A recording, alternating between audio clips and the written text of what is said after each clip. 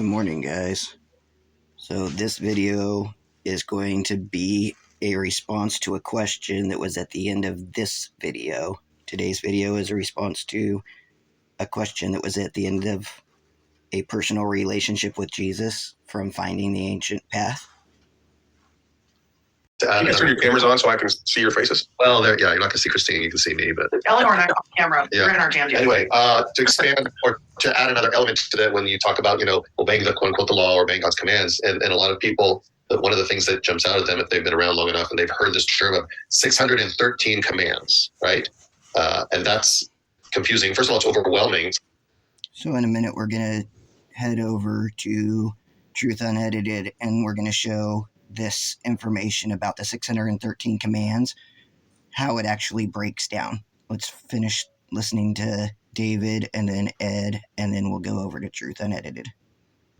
What are those 613 commands? And do I need to obey them all? And that, and so there's something that is worthwhile looking into that a little bit more, which is, by the way, not a biblical thing. And it is a rabbinical thing. And you can ask 600 rabbis and you'll come up with 1,000 different counts.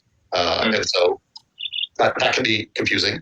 And so, I agree with you. I agree with what Christina's saying here. And it's a challenge that we get from our kids quite a bit, right? Is, okay, but what is it? I want to obey God. What do I need to do right now? There's a risk and a danger in that kind of that could lead. I'm not saying that's the heart, but that. So right here, he's asking, his kids are saying, which laws are we supposed to keep? Well, Yeshua said that we need to be more righteous than the scribes and the Pharisees. And he ends up challenging them and saying, if you had read Moses, you would know who I am, because Moses wrote of me. When Abraham was asleep during the creation of the covenant, Yeshua is the flame that passed between the pieces of the bull and the goats and the pigeons. So when Yeshua passed between those, he's the only one who made the covenant. He was the only one who could fulfill the covenant, right? He had to be the one who took responsibility for the breaking of the covenant and of his bride breaking the covenant. And so his blood had to cover what was going on because he made the covenant. Now, inside Exodus, when Moses is up on top of the mountain, it's Yeshua's finger that is writing out the 10 Commandments in the stone. His very finger is writing out the 10 Commandments. Now, if you go back and look, the Hebrews even knew that the pillar of fire by night and the pillar of smoke by day, they could see bronze feet at the bottom of those pillars, and they claimed that it was Yeshua that was the one walking them in the desert and Exodus out of the desert, or out of Egypt. So these situations, Moses was writing of Yeshua. If you read Moses, you would understand that Yeshua is the Messiah because he's the one who is doing the covenant and the laws. Okay? So there is a verse that says that we are to teach our children Moses. There's another verse that says that on the Sabbath, we will hear Moses being read in the congregation every Sabbath. Right? So, if we listen to the words of Moses, Moses said in Deuteronomy 5 says, do the things I tell you this day. Practice the things I'm telling you this day. That starts off in Deuteronomy 5. But it's bookended in Deuteronomy 22 where it says, learn to do the things that I teach you this day. That means the day that he's presenting this set of information, this is what the general populace is supposed to be practicing.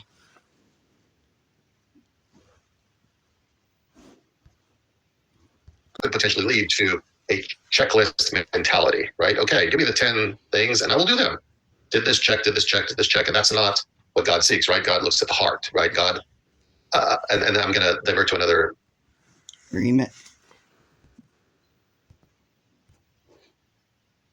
So, knowing that Deuteronomy 5 and Deuteronomy 22 both say, practice these things inside of this thing that I said today, let's listen to the rest of what David's asking, and then we'll get over to let Ed reply, because his reply, I don't want to take just David's words and not let Ed have his reply, since this is his video that we're talking about.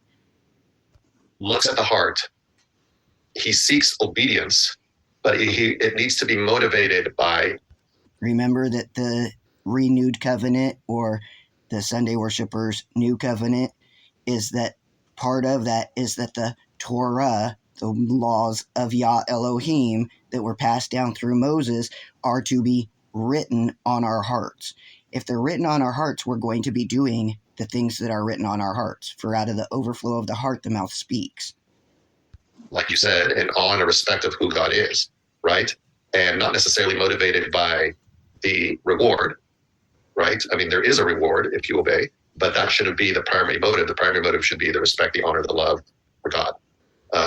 And so there's that list when you start going down, when you go down lists, that on one hand, it's great. It's very clear. This is what he wants. And, Micah says, this is what I want. Now, a lot of times these things say, this is what I want, to walk humbly with God. Well, what does that mean, right? And that opens up a whole plethora of what does it mean, or what does it look like to walk humbly with God, right? But for those that are still, in the spiritual milk phase, and they want to graduate to the solid food phase, we need to expand on that, and we need to show them in the Bible, what it means. I have a very fundamental disagreement with what you're asking. David, you started to touch on it a little bit, but let me expand. There were some very well-meaning people thousands of years ago who had a very good idea about writing answers down to what scriptures mean so that people could refer to them. Today we call it the Talmud. There were some very well-meaning people who wrote down some conversion studies about how to bring a person to Christ. And today we call them the studies. And they have been used to hurt a great number of people. And so I think we have to be careful, very, very careful with approaching that, because what you end up creating, if, for instance, we decided today we were going to, write a document about how to answer all these questions, then what you're going to end up creating is people who seek the document out for answers instead of seeking the word out for answers. And I think that them having these questions is a part of the natural maturation process. They may talk to Dad, that being David, or Ed, but Dad and Ed are not the authority. We're just passing on the things that we've learned and the things that we've seen, what we need to be doing, instead of turning to a list or a document or a set of studies, or is always going to the word. What does the Bible actually say? Let's read it together. And that's going to be it. So the whole sticking to the word and let's read it together is why I brought up that Moses says, do what I said here in 5 and do what I said here in 22. Do the things that I taught you on this day. So when we get into the what's going on, case by case situation, instead of a corporate situation. We could do a corporate thing, Q&A type of thing, as long as we're looking at the word and not referring to our definitions. And we know history has proven as soon as we insert ourselves into the scenario, we screw it up one way or another. That's my whole book was based on that. It was based on the frailty of man and how they mess things up over time, and have gotten, and in so doing, have gotten away from the ancient path. They've strayed from it. So I think that we can answer the questions that you're bringing up, Christine, on a case by case basis, and let the individual experience the journey of discovery themselves in the Word, with you or with somebody. Okay, so the people who have gone before us have been the ones who have taught us. So when Ed's saying that everybody needs to go on their own path of discovery, I believe that we're just supposed to stick to Scripture, which is what he had just said a minute ago. So over here on Ronald's video, which is Truth Unedited, should we really keep the 613 laws, understanding something? Hold on.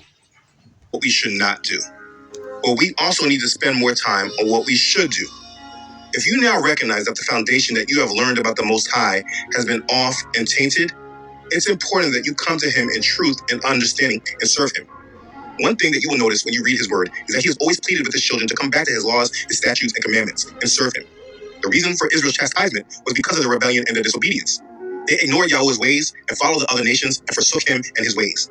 They rejected him and his covenant and tried to be like the other nations, and they lived lawlessly. And they paid a heavy price for this. And today, as we review our modern world and modern religion, unfortunately, it's sad to say Christianity is a religion that teaches those that follow it to be exactly like what Israel was chastised for. In Christianity, people are taught a lawless faith that they can be saved while living exactly how they want to live. But if you read his word, he has never said such a thing. He was always pleaded with Israel to come back to him, for them to turn back to his Torah and to serve him. In fact, our Messiah has stated, if you love him, you will keep his commandments. So it's found in true that his Torah needs more understanding. Because in Christianity, we are just taught to abhor his law, to disregard it. We are told that we can't keep it, so don't focus on it. We are told that it's a burden. We're told many different things about it.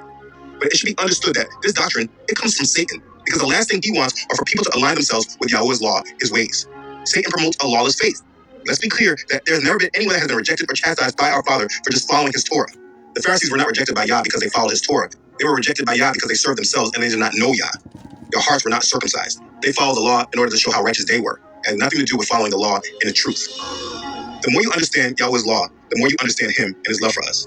For instance, when I speak about clean versus unclean foods, people love to debate about the fact that they can eat whatever they want. But what is missing from this is not about the allowance of liberty. It's more about why he has given us these laws and commands in the first place. Because while, yes, you can eat what you want, it doesn't mean that all food is good for you. And the fact is, by following Yah's law, you protect yourself, you live more healthy, and you preserve yourself for longer periods in time. It's crazy that the same people that speak against Yahweh's dietary law and say they can eat whatever they want are the same people with major health issues, but they don't see the correlation. It's important that we review our hearts when we understand his Torah. Most of us have learned about it in a way that seems like restrictions, and because we have been taught to be rebellious, we don't desire to be under rules. But when we truly understand Yahweh and why he has given us his Torah and why he has said certain things, you can better understand why following him is better for our lives. Now, please be clear about this. Following his law does not bring salvation, but following his law does keep you out of sin and away from danger. This video, I know, will come against a lot of negative feedback, and people will call me legalist or Judaizer or whatever. But the purpose of this video is not to put anyone under the law in order to justify your faith. It is so that you understand more about Yahweh and why he has commanded his children in certain ways so that you can understand him more and understand how to better align to his will. There is nothing wrong with his law, and in a time where lawlessness and evil abound, his law is probably the safest thing to abide in as we transact with this world. So, we will discuss more about the Torah and why we should regard it in love. Let's begin. Okay, so the Hallelujah Scriptures has a great resource book that they use that speaks about the Torah. Because how they started the book is so well written and explained, I'm going to use the introduction to start this discussion with a few minor changes in the way. So let's start talking about it. Somehow, a Jewish tradition has been passed down through history that leads many to believe there are 613 mitzvah, or laws, in the Torah that are written and need to be kept. This number is used by some to attempt to prove that we cannot keep all the laws, and thus highlight the need for forgiveness through Messiah, while some even claim that these laws are a burden. And if you've ever had a conversation with these kind of people, you'll find that this is so true. I know this as I respond to people in the comments who take offense when I bring up this topic about the law. The first thing many people want to do is ask if I keep the 613 laws. And for anyone that has ever come across that, please know that the people that use this statement, for the most part, have not actually read these laws themselves. They definitely, with assurance, have not studied them or understand them. They are using lies that they have been taught, indoctrinated lies that keep them lawless without understanding. And for those that actually call Yah's law a burden, they absolutely need a heart check. I would never say that.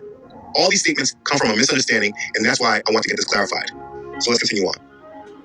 While it is most definitely true that we do need redemption through Yahusha, as we have all fallen short of the perfection of Yahuwah, as Romans chapter 3, verse 23 reminds us, for all have sinned and fall short of the glory of Elohim. The simple truth is that even Yahusha did not keep all these so-called 613 laws. That might sound crazy to you. Why? I say that because the commands given in the Torah are specified to whom they pertain. A large portion of the laws are for the priest, some just for men, some for women, some for animals or the owners of animals, etc. To give a visual perspective of the 613 laws, this is a pie graph illustrating the application of the commands and to whom they pertain. So based on this chart, you can clearly see that when people ask you, do you keep all the 613 laws? It's because they themselves don't truly understand the law.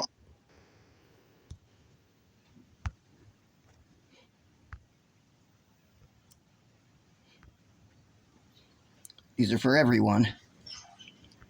That's for men. That's for women. That has to do with regarding marriage. This is regarding servants. This is regarding farmers. This is regarding living in the land, which would be in Israel. These are to do with animals, lepers, sovereigns, judges, Cohen Haggadah.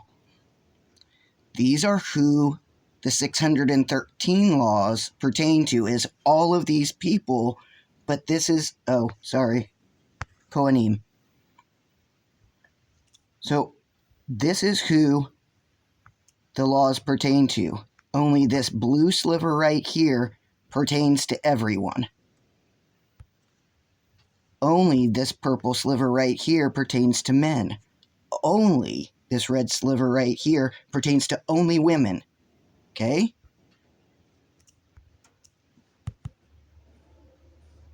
illustrating the application of the commands and to whom they pertain. So based on this chart, you can clearly see that when people ask you, do you keep all the 613 laws? It's because they themselves don't truly understand the law. Understanding should always come before people refute and or reject. Anyways, as you can see, according to the chart, approximately 30% of the laws are specifically for the Kohanim, the priest. After that, there's another almost 30% divided into percentages for the men, women, Kohen HaGadol, judges, sovereigns, servants, etc. And the remaining 41% actually apply to everyone who considers themselves part of Yasharel, regardless of position or condition. The supposed 613 total is the number the modern Jewish scribes arrived at when examining the list of laws. In the scriptures, there is no single definitive list that lists out the 613 commandments. It's important that you know where your doctrine comes from when you say certain things. This numbering and giving of 613 laws is not from Yahuwah, it is from modern Judaism. For instance, let's use a mitzvah. Mitzvah meaning commandment.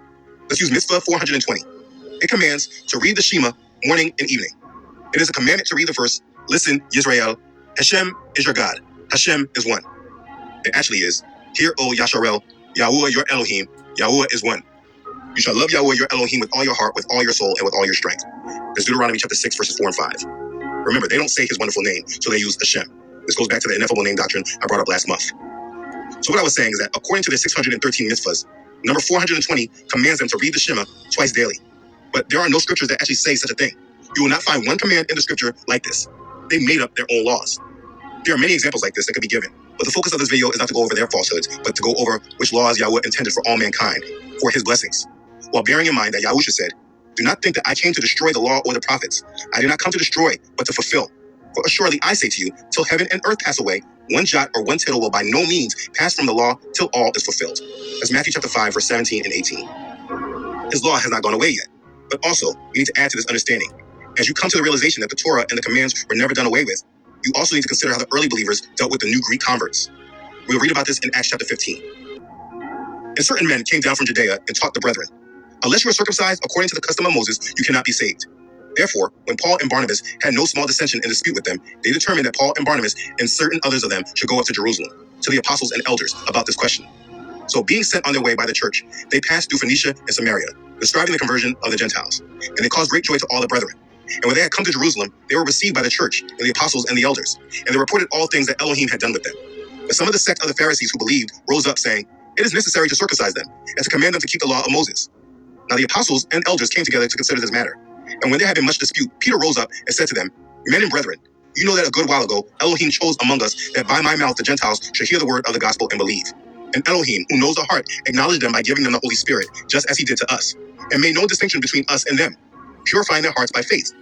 Now therefore, why do you test Elohim by putting a yoke on the neck of the disciples, which neither our fathers nor we were able to bear? But we believe, through the grace of the Adon, Yahusha, the Messiah, we shall be saved in the same manner as they. Then all the multitude kept silent and listened to Barnabas and Paul, declaring how many miracles and wonders Elohim had worked through them among the Gentiles. And after they had become silent, James answered, saying, men and brethren, listen to me. Simon has declared how Elohim at the first visited the Gentiles to take out of them a people for his name. Just as it is written, after this I will return and will rebuild the tabernacle of David, which has fallen down. I will rebuild its ruins and I will set it up, so that the rest of mankind may seek Yahuwah, even all the Gentiles who are called by my name, says Yahuwah, who does all these things. Known to Elohim are all his works from the beginning of the world. Therefore I judge that we should not trouble those from among the Gentiles who are turning to Elohim, but that we write to them to abstain from things polluted by idols, from sexual immorality, from things strangled, and from blood. For Moses has had throughout many generations those who preached him in every city, being read in the synagogues every Sabbath. Then it pleased the apostles and elders with the whole... Did you guys hear that? Moses has been read in the synagogues every Sabbath. The words that Moses spoke, the things that we're told, teach our children to do what Moses said. Teach the children Moses. And within Moses, they're speaking of Yeshua, because that's what Yeshua said. If you had read Moses, you would know who I am, because Moses spoke of me. Whole church to send chosen men of their company to Antioch with Paul and Barnabas, namely Judas, who was also named Barsabas, and Silas, leading men among the brethren. They wrote this letter by them, the apostles, the elders, and the brethren, to the brethren who are of Gentiles in Antioch, Syria, and Cilicia. Greetings. Since we have heard that some of you went out from us, have troubled you with words, unsettling your souls, saying, you must be circumcised and keep the law, to whom we gave no such commandment. It seemed good to us, being assembled with one accord, to send chosen men to you with our beloved Barnabas and Paul, men who have risked their lives for the name of our Adon Yahusha, the Messiah. We have therefore sent Judas and Silas, who will also report the same things by word of mouth. For it seemed good to the Holy Spirit and to us to lay upon you no greater burden than these necessary things, that you abstain from things offered to idols, from blood, from things strangled, and from sexual immorality. If you keep yourselves from these, you will do well. Farewell. So when they were sent off, they came to Antioch, and when they had gathered the multitude together, they delivered the letter. When they had read it, they rejoiced over its encouragement. That's Acts chapter 15, verses 1 through 31. So I made sure I bring this understanding in first, so that it is understood that this understanding that the apostle had is still understood in this ministry.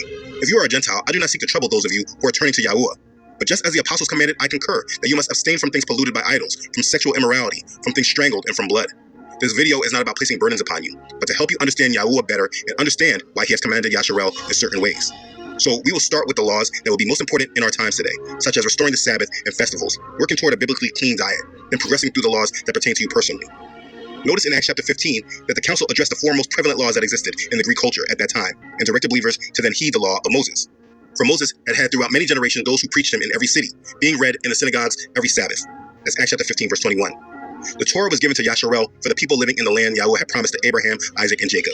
And although many laws are prefaced by the words, when you come into the land, they are no less important to us in our society in the lands that we dwell in today, although a small handful clearly pertain to the actual land of Yasharel. As we go through this, it's important to remember above all that the commandments are given in love to be a blessing. Now it shall come to pass, if you diligently obey the voice of Yahuwah, your Elohim, to observe carefully all his commandments, which I command you today, that Yahuwah will set you high above all nations of the earth. Did you see that? Which I command you today. Now it shall come to pass, if you diligently obey the voice of Yahuwah, your Elohim, to observe carefully all his commandments, which I command you today. That word today is very important, you guys. He's wanting us to understand that the things that are for us to be learning were being spoken on that day. That Yah, your Elohim, will set you high above all the nations of the earth, and all these blessings shall come upon you and overtake you, because you obey the voice of Yahuwah, your Elohim. And all these blessings shall come upon you and overtake you, because you obey the voice of Yahuwah your Elohim. It's found in Deuteronomy chapter 28, verses 1 and 2. So please, as you review this, please adjust your view of him and his Torah. Our perception of his law has been tainted because we have been taught a false version of our faith that rejects him. His laws are not a burden, as John himself writes. By this we know that we love the children of Elohim when we love Yahuwah and keep his commandments. For this is the love for Yahuwah, that we keep his commandments. And his commandments are not burdensome. That's 1 John chapter 5, verses 2 and 3. Proverbs, one who turns away his ear from hearing the Torah, even his prayer is an abomination. So it's important that you have a strong understanding of his law and his ways, and go back to him in truth. It is important to understand the difference in mindset. I am in no way speaking about justifying yourself to Yahuwah through your keeping of the law. We know how everyone likes to compare keeping the law to what the Pharisees did. Yes, the Pharisees were all about keeping the Torah, but that was not their problem. The problem was they never gave their heart to Yahuwah, and therefore they never understood what Yahuwah truly desired for them through his law. So this is not about how to justify yourself with Yahuwah through the law. Absolutely not. We know what James says.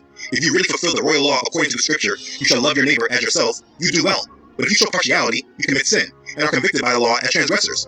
For whoever shall keep the whole law, and yet stumble in one point, he is guilty of all. For he who said, do not commit adultery, also said, do not murder. Now if you do not commit adultery, but you do murder, you have become a transgressor of the law. So speak, and so do, as those who will be judged by the law of liberty. For judgment is without mercy to the one who has shown no mercy. Mercy triumphs over judgment. That's James chapter 2, verses 8 through 13. It is true that yes, we are judged by the law of liberty, but this does not mean that we can live however we want and do whatever we want. This is just not right or true. And so if you want to understand Yahuwah, there is no better place than through his word and by his Torah. Understand why and how Yahuwah has set Yasharel apart. Yahusha himself has warned us. For I say to you that unless your righteousness exceeds the righteousness of the scribes and Pharisees, you will by no means enter the kingdom of heaven. That's Matthew chapter 5, verse 20. So we cannot just do completely opposite of the scribes and Pharisees and live lawlessly. We must be better and exceed the righteousness of the scribes and Pharisees. And this comes by understanding Yahuwah and circumcising our hearts. So it's important to understand Yahuwah and his Torah. So as you live your life, you can understand what he condones and what he despises. How will you ever understand him if you don't understand what he loves and what he hates? Other stores.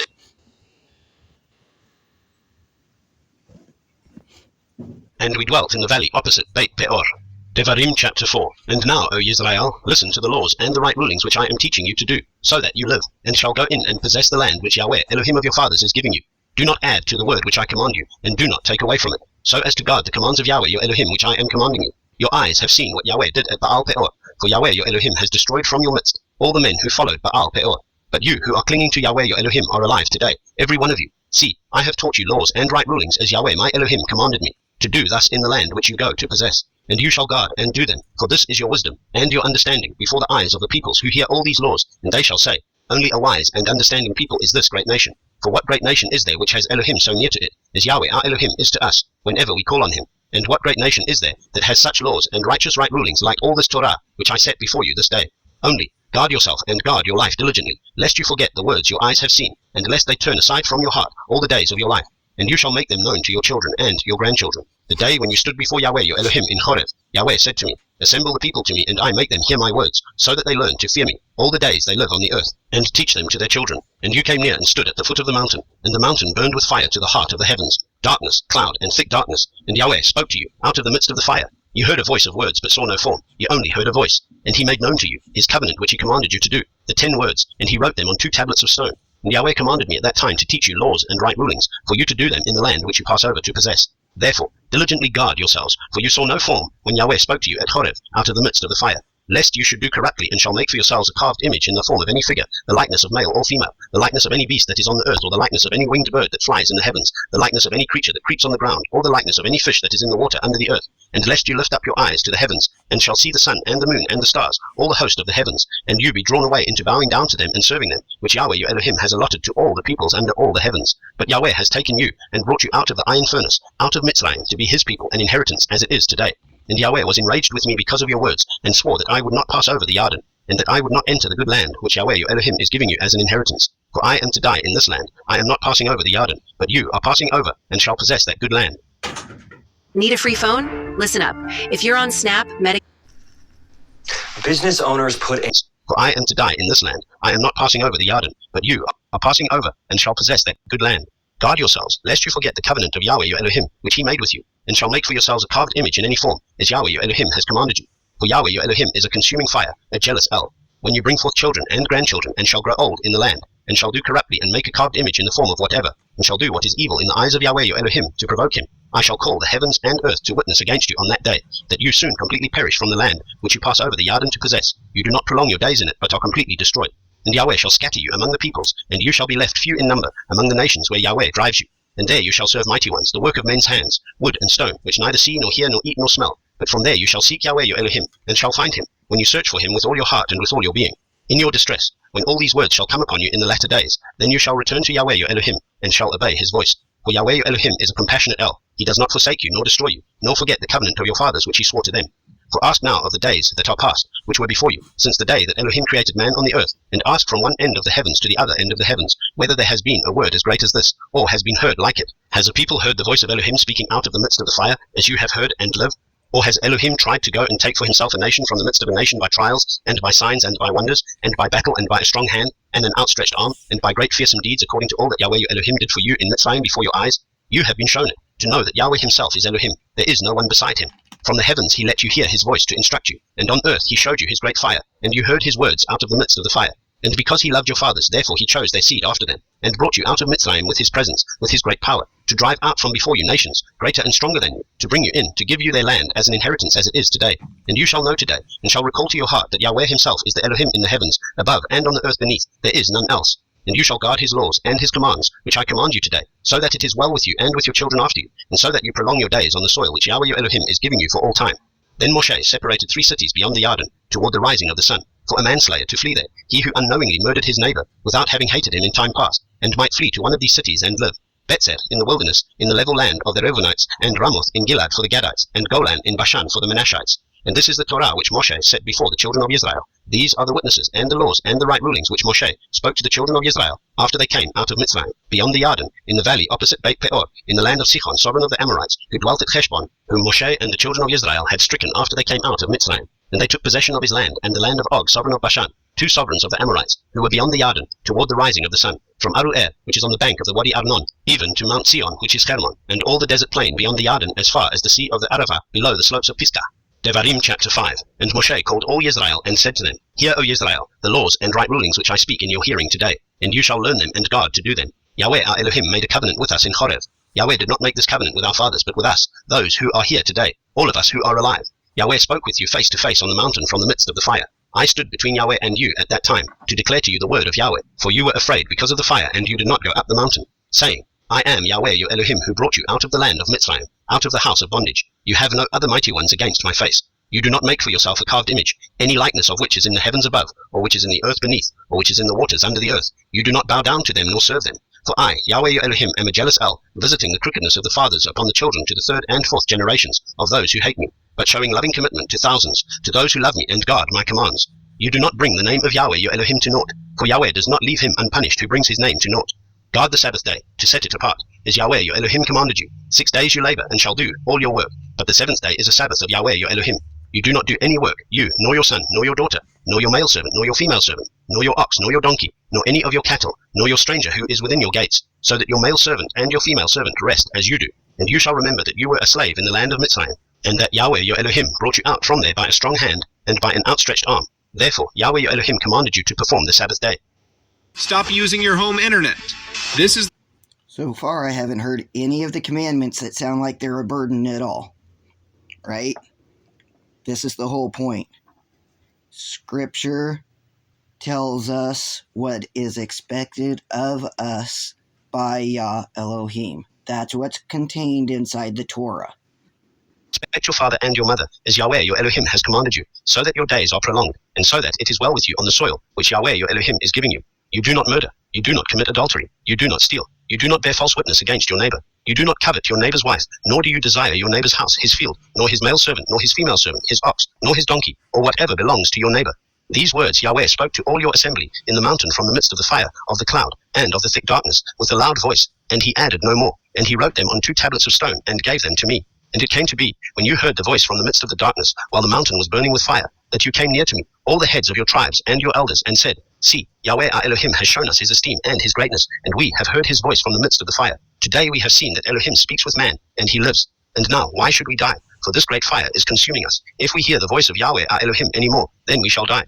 For who is there of all flesh who has heard the voice of the living Elohim speaking from the midst of the fire, as we have, and does live? You go near, and hear all that Yahweh our Elohim says, and speak to us all that Yahweh our Elohim says to you, and we shall hear and do it. And Yahweh heard the voice of your words when you spoke to me, and Yahweh said to me, I have heard the voice of the words of this people which they have spoken to you. They have done well in all that they have spoken.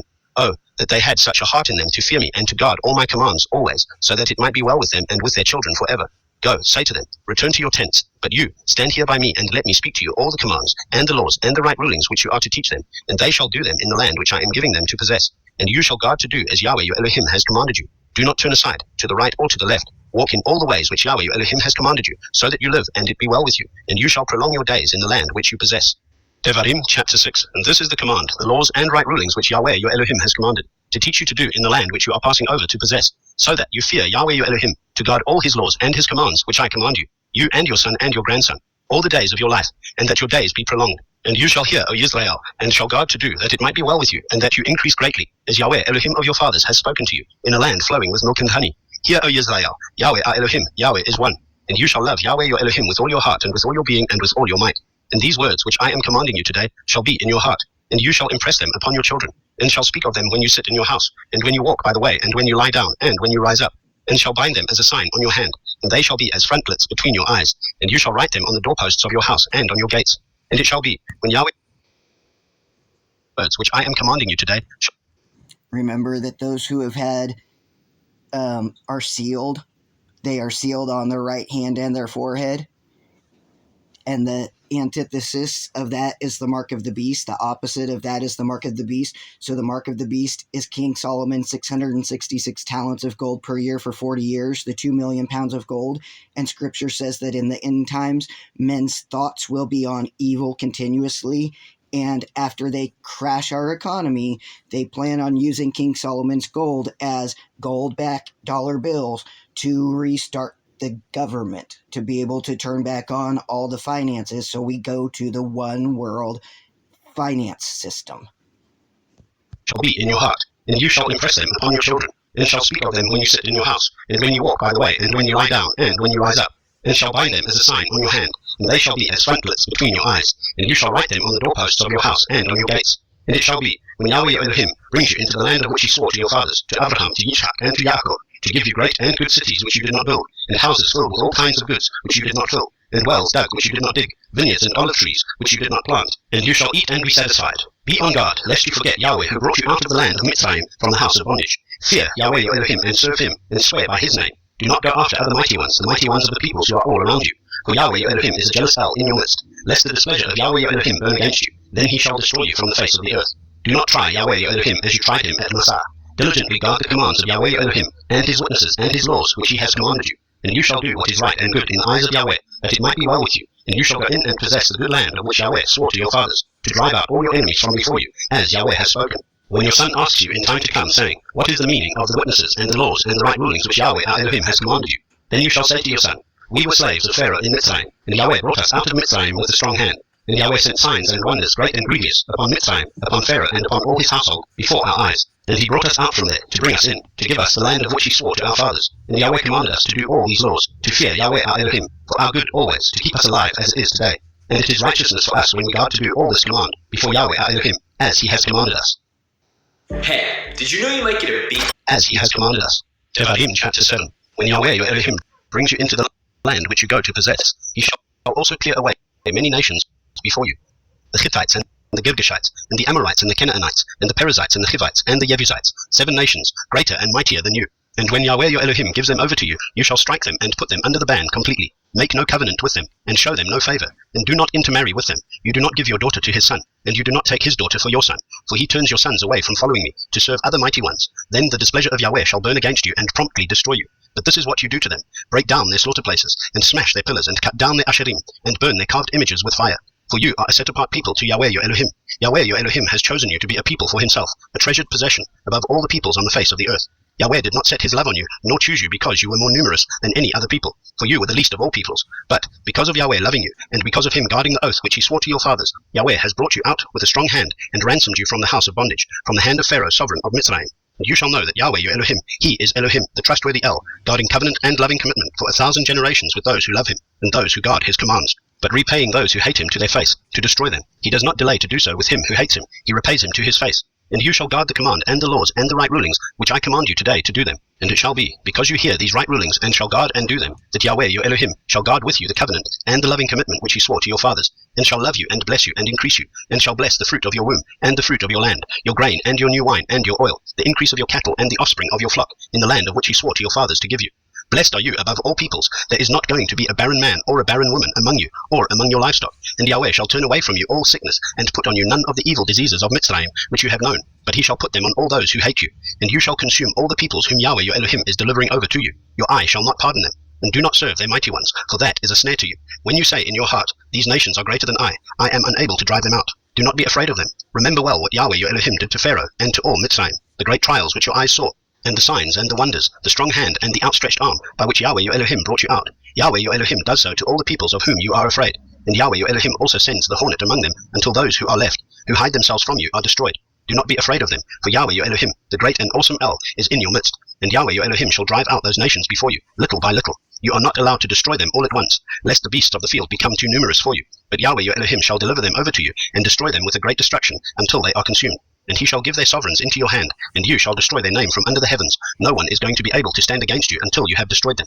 The carved images of their mighty ones you are to burn with fire. Do not covet the silver or gold that is on them, nor take it for yourselves, lest you be snared by it, for it is an abomination to Yahweh your Elohim. And do not bring an abomination into your house, lest you be accursed like it. Utterly loathe it and utterly hate it, for it is accursed. Devarim chapter 8. Guard to do every command which I command you today, that you might live and shall increase and go in, and shall possess the land of which Yahweh swore to your fathers. And you shall remember that Yahweh your Elohim led you all the way for 40 years in the wilderness, to humble you, prove you, to know what is in your heart, whether you guard his commands or not. And he humbled you and let you suffer hunger, and fed you with manna, which you did not know, nor did your fathers know, to make you know that man does not live by bread alone, but by every word that comes from the mouth of Yahweh. Your garments did not wear out on you, nor did your foot swell these 40 years. Thus you shall know in your heart that as a man disciplines his son, so Yahweh your Elohim disciplines you. Therefore you shall guard the commands of Yahweh your Elohim, to walk in his ways and to fear him. For Yahweh your Elohim is bringing you into a good land, a land of streams of water, of fountains and springs that flow out of valleys and hills, a land of wheat and barley, of vines and fig trees, and pomegranates, a land of olive oil and honey, a land in which you eat bread without scarcity, in which you do not lack at all, a land whose stones are iron, and out of whose hills you dig copper. And you shall eat and be satisfied, and shall bless Yahweh your Elohim for the good land which he has given you. Be on guard, lest you forget Yahweh your Elohim by not guarding his commands, and his right rulings, and his laws which I command you today. lest you eat and shall be satisfied, and build lovely houses and shall dwell in them, and your herds and your flocks increase, and your silver and your gold are increased, and all that you have is increased, that your heart then becomes lifted up, and you forget Yahweh your Elohim, who brought you out of the land of Mitzrayim, from the house of bondage, who led you through that great and awesome wilderness, fiery serpents and scorpions and thirst, where there was no water, who brought water for you out of the flinty rock, who fed you in the wilderness with manna, which your fathers did not know, in order to humble you, and to try you, to do you good in the end. You then shall say in your heart, my power and the strength of my hand have made for me this wealth. But you shall remember Yahweh your Elohim, for it is he who gives you power to get wealth, in order to establish his covenant, which he swore to your fathers, as it is today. And it shall be, if you by any means forget Yahweh your Elohim, and follow other mighty ones, and serve them, and bow yourself to them, I have warned you this day, that you shall certainly perish. Like the nations which Yahweh is destroying before you, so you are to perish, because you did not obey the voice of Yahweh your Elohim.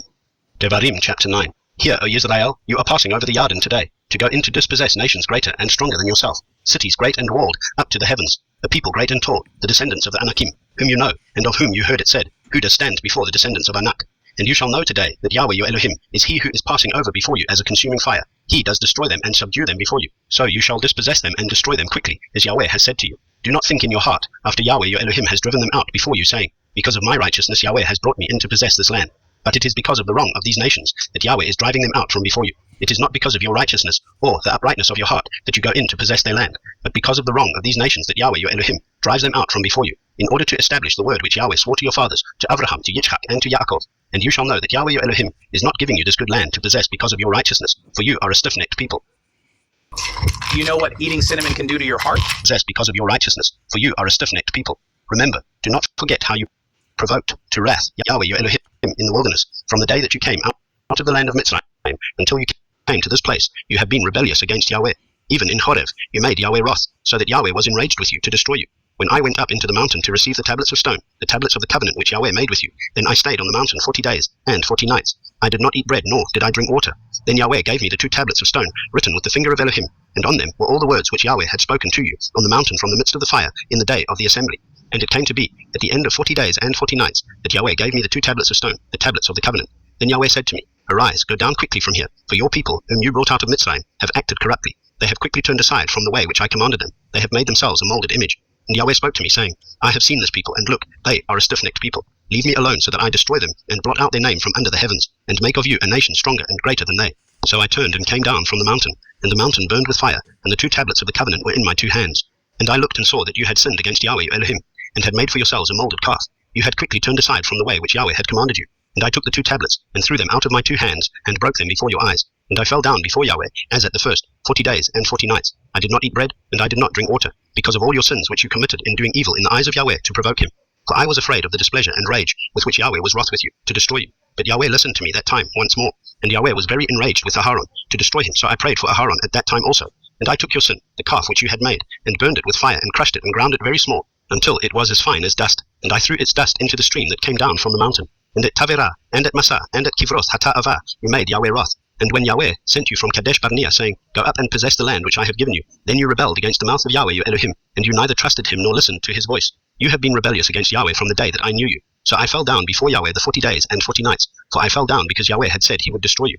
And I prayed to Yahweh and said, O Master Yahweh, do not destroy your people and your inheritance, whom you have ransomed in your greatness, whom you have brought out of Mitzrayim with a strong hand. Remember your servants, Abraham, Yitzchak, and Yaakov. Do not look on the stubbornness of this people, or on their wrong, or on their sin, lest the land from which you brought us should say, because Yahweh was not able to bring them to the land which he promised them, and because he hated them, he has brought them out to kill them in the wilderness. And they are your people and your inheritance, whom you brought out by your great power and by your outstretched arm. Devarim chapter 10. At that time Yahweh said to me, Hew for yourself 2 tablets of stone like the first, and come up to me on the mountain, and you shall make yourself an ark of wood. Then I write on the tablets the words that were on the first tablets, which you broke, and you shall put them in the ark. So I made an ark of acacia wood, hewed 2 tablets of stone like the first, and went up the mountain with the 2 tablets in my hand. And he wrote on the tablets according to the first writing the 10 words which Yahweh had spoken to you in the mountain from the midst of the fire in the day of the assembly. Then Yahweh gave them to me. And I turned and came down from the mountain, and put the tablets in the ark which I had made. And they are there, as Yahweh commanded me. Now the children of Israel set out from the wells of Benai Yaakan to Moserah. Aharon died there, and he was buried there, and Eleazar his son became priest in his place. From there they set out to Gudgodah, and from Gudgodah to Yotvatah, a land of rivers of water. At that time Yahweh separated the tribe of Levi to bear the ark of the covenant of Yahweh, to stand before Yahweh to serve him, and to bless in his name to this day. Therefore Levi has no portion nor inheritance with his brothers. Yahweh is his inheritance, as Yahweh your Elohim promised him. And I stayed in the mountain for 40 days and 40 nights, and Yahweh heard me at that time also, and Yahweh chose not to destroy you. And Yahweh said to me, Arise, go before the people to set out, and let them go in and possess the land which I swore to their fathers to give them. And now, Israel, what is Yahweh your Elohim asking of you, but to fear Yahweh your Elohim, to walk in all his ways, and to love him, and to serve Yahweh your Elohim with all your heart and with all your being, to guard the commands of Yahweh and his laws, which I command you today for your good. See, the heavens and the heaven of heavens belong to Yahweh your Elohim, also the earth with all that is in it. Yahweh delighted only in your fathers to love them, and he chose their seed after them, you above all peoples as it is today. And you shall circumcise the foreskin of your heart, and harden your neck no more. For Yahweh, your Elohim, is Elohim of mighty ones, and Master of masters, the great El, mighty and awesome, who shows no partiality, nor takes a bribe. He executes right ruling for the fatherless and the widow, and loves the stranger, giving him food and a garment. And you shall love the stranger, for you were strangers in the land of Mitzrayim.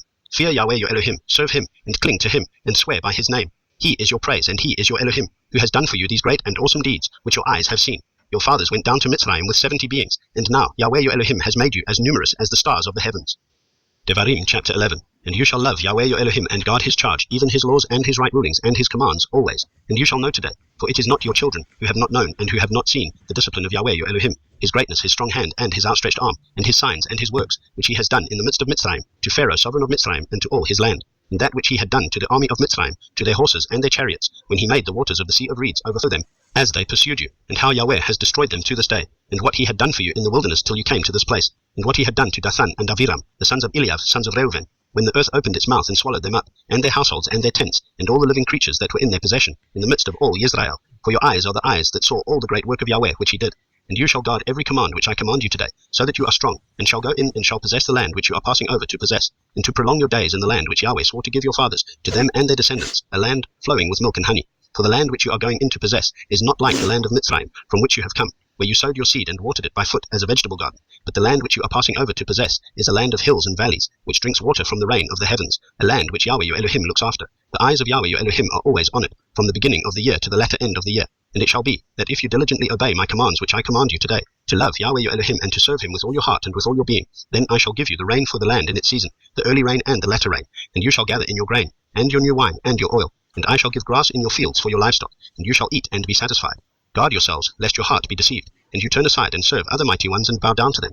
Then the displeasure of Yahweh shall burn against you, and he shall shut up the heavens, and there be no rain, and the land not give its increase, and you shall perish quickly from the good land which Yahweh is giving you. And you shall lay up these words of mine in your heart, and in your being, and shall bind them as a sign on your hand, and they shall be as frontlets between your eyes, and you shall teach them to your children, speaking of them when you sit in your house, and when you walk by the way, and when you lie down, and when you rise up, and shall write them on the doorposts of your house, and on your gates, so that your days and the days of your children are increased on the soil of which Yahweh swore to your fathers to give them, as the days of the heavens on the earth. Companies like On the earth. For if you diligently guard all these commands which I command you to do it, to love Yahweh your Elohim, to walk in all his ways, and to cling to him, then Yahweh shall drive out all these nations before you, and you shall dispossess greater and stronger nations than you. Every place on which the sole of your foot treads is yours, from the wilderness and Lebanon, from the river Euphrates, even to the western sea is your border.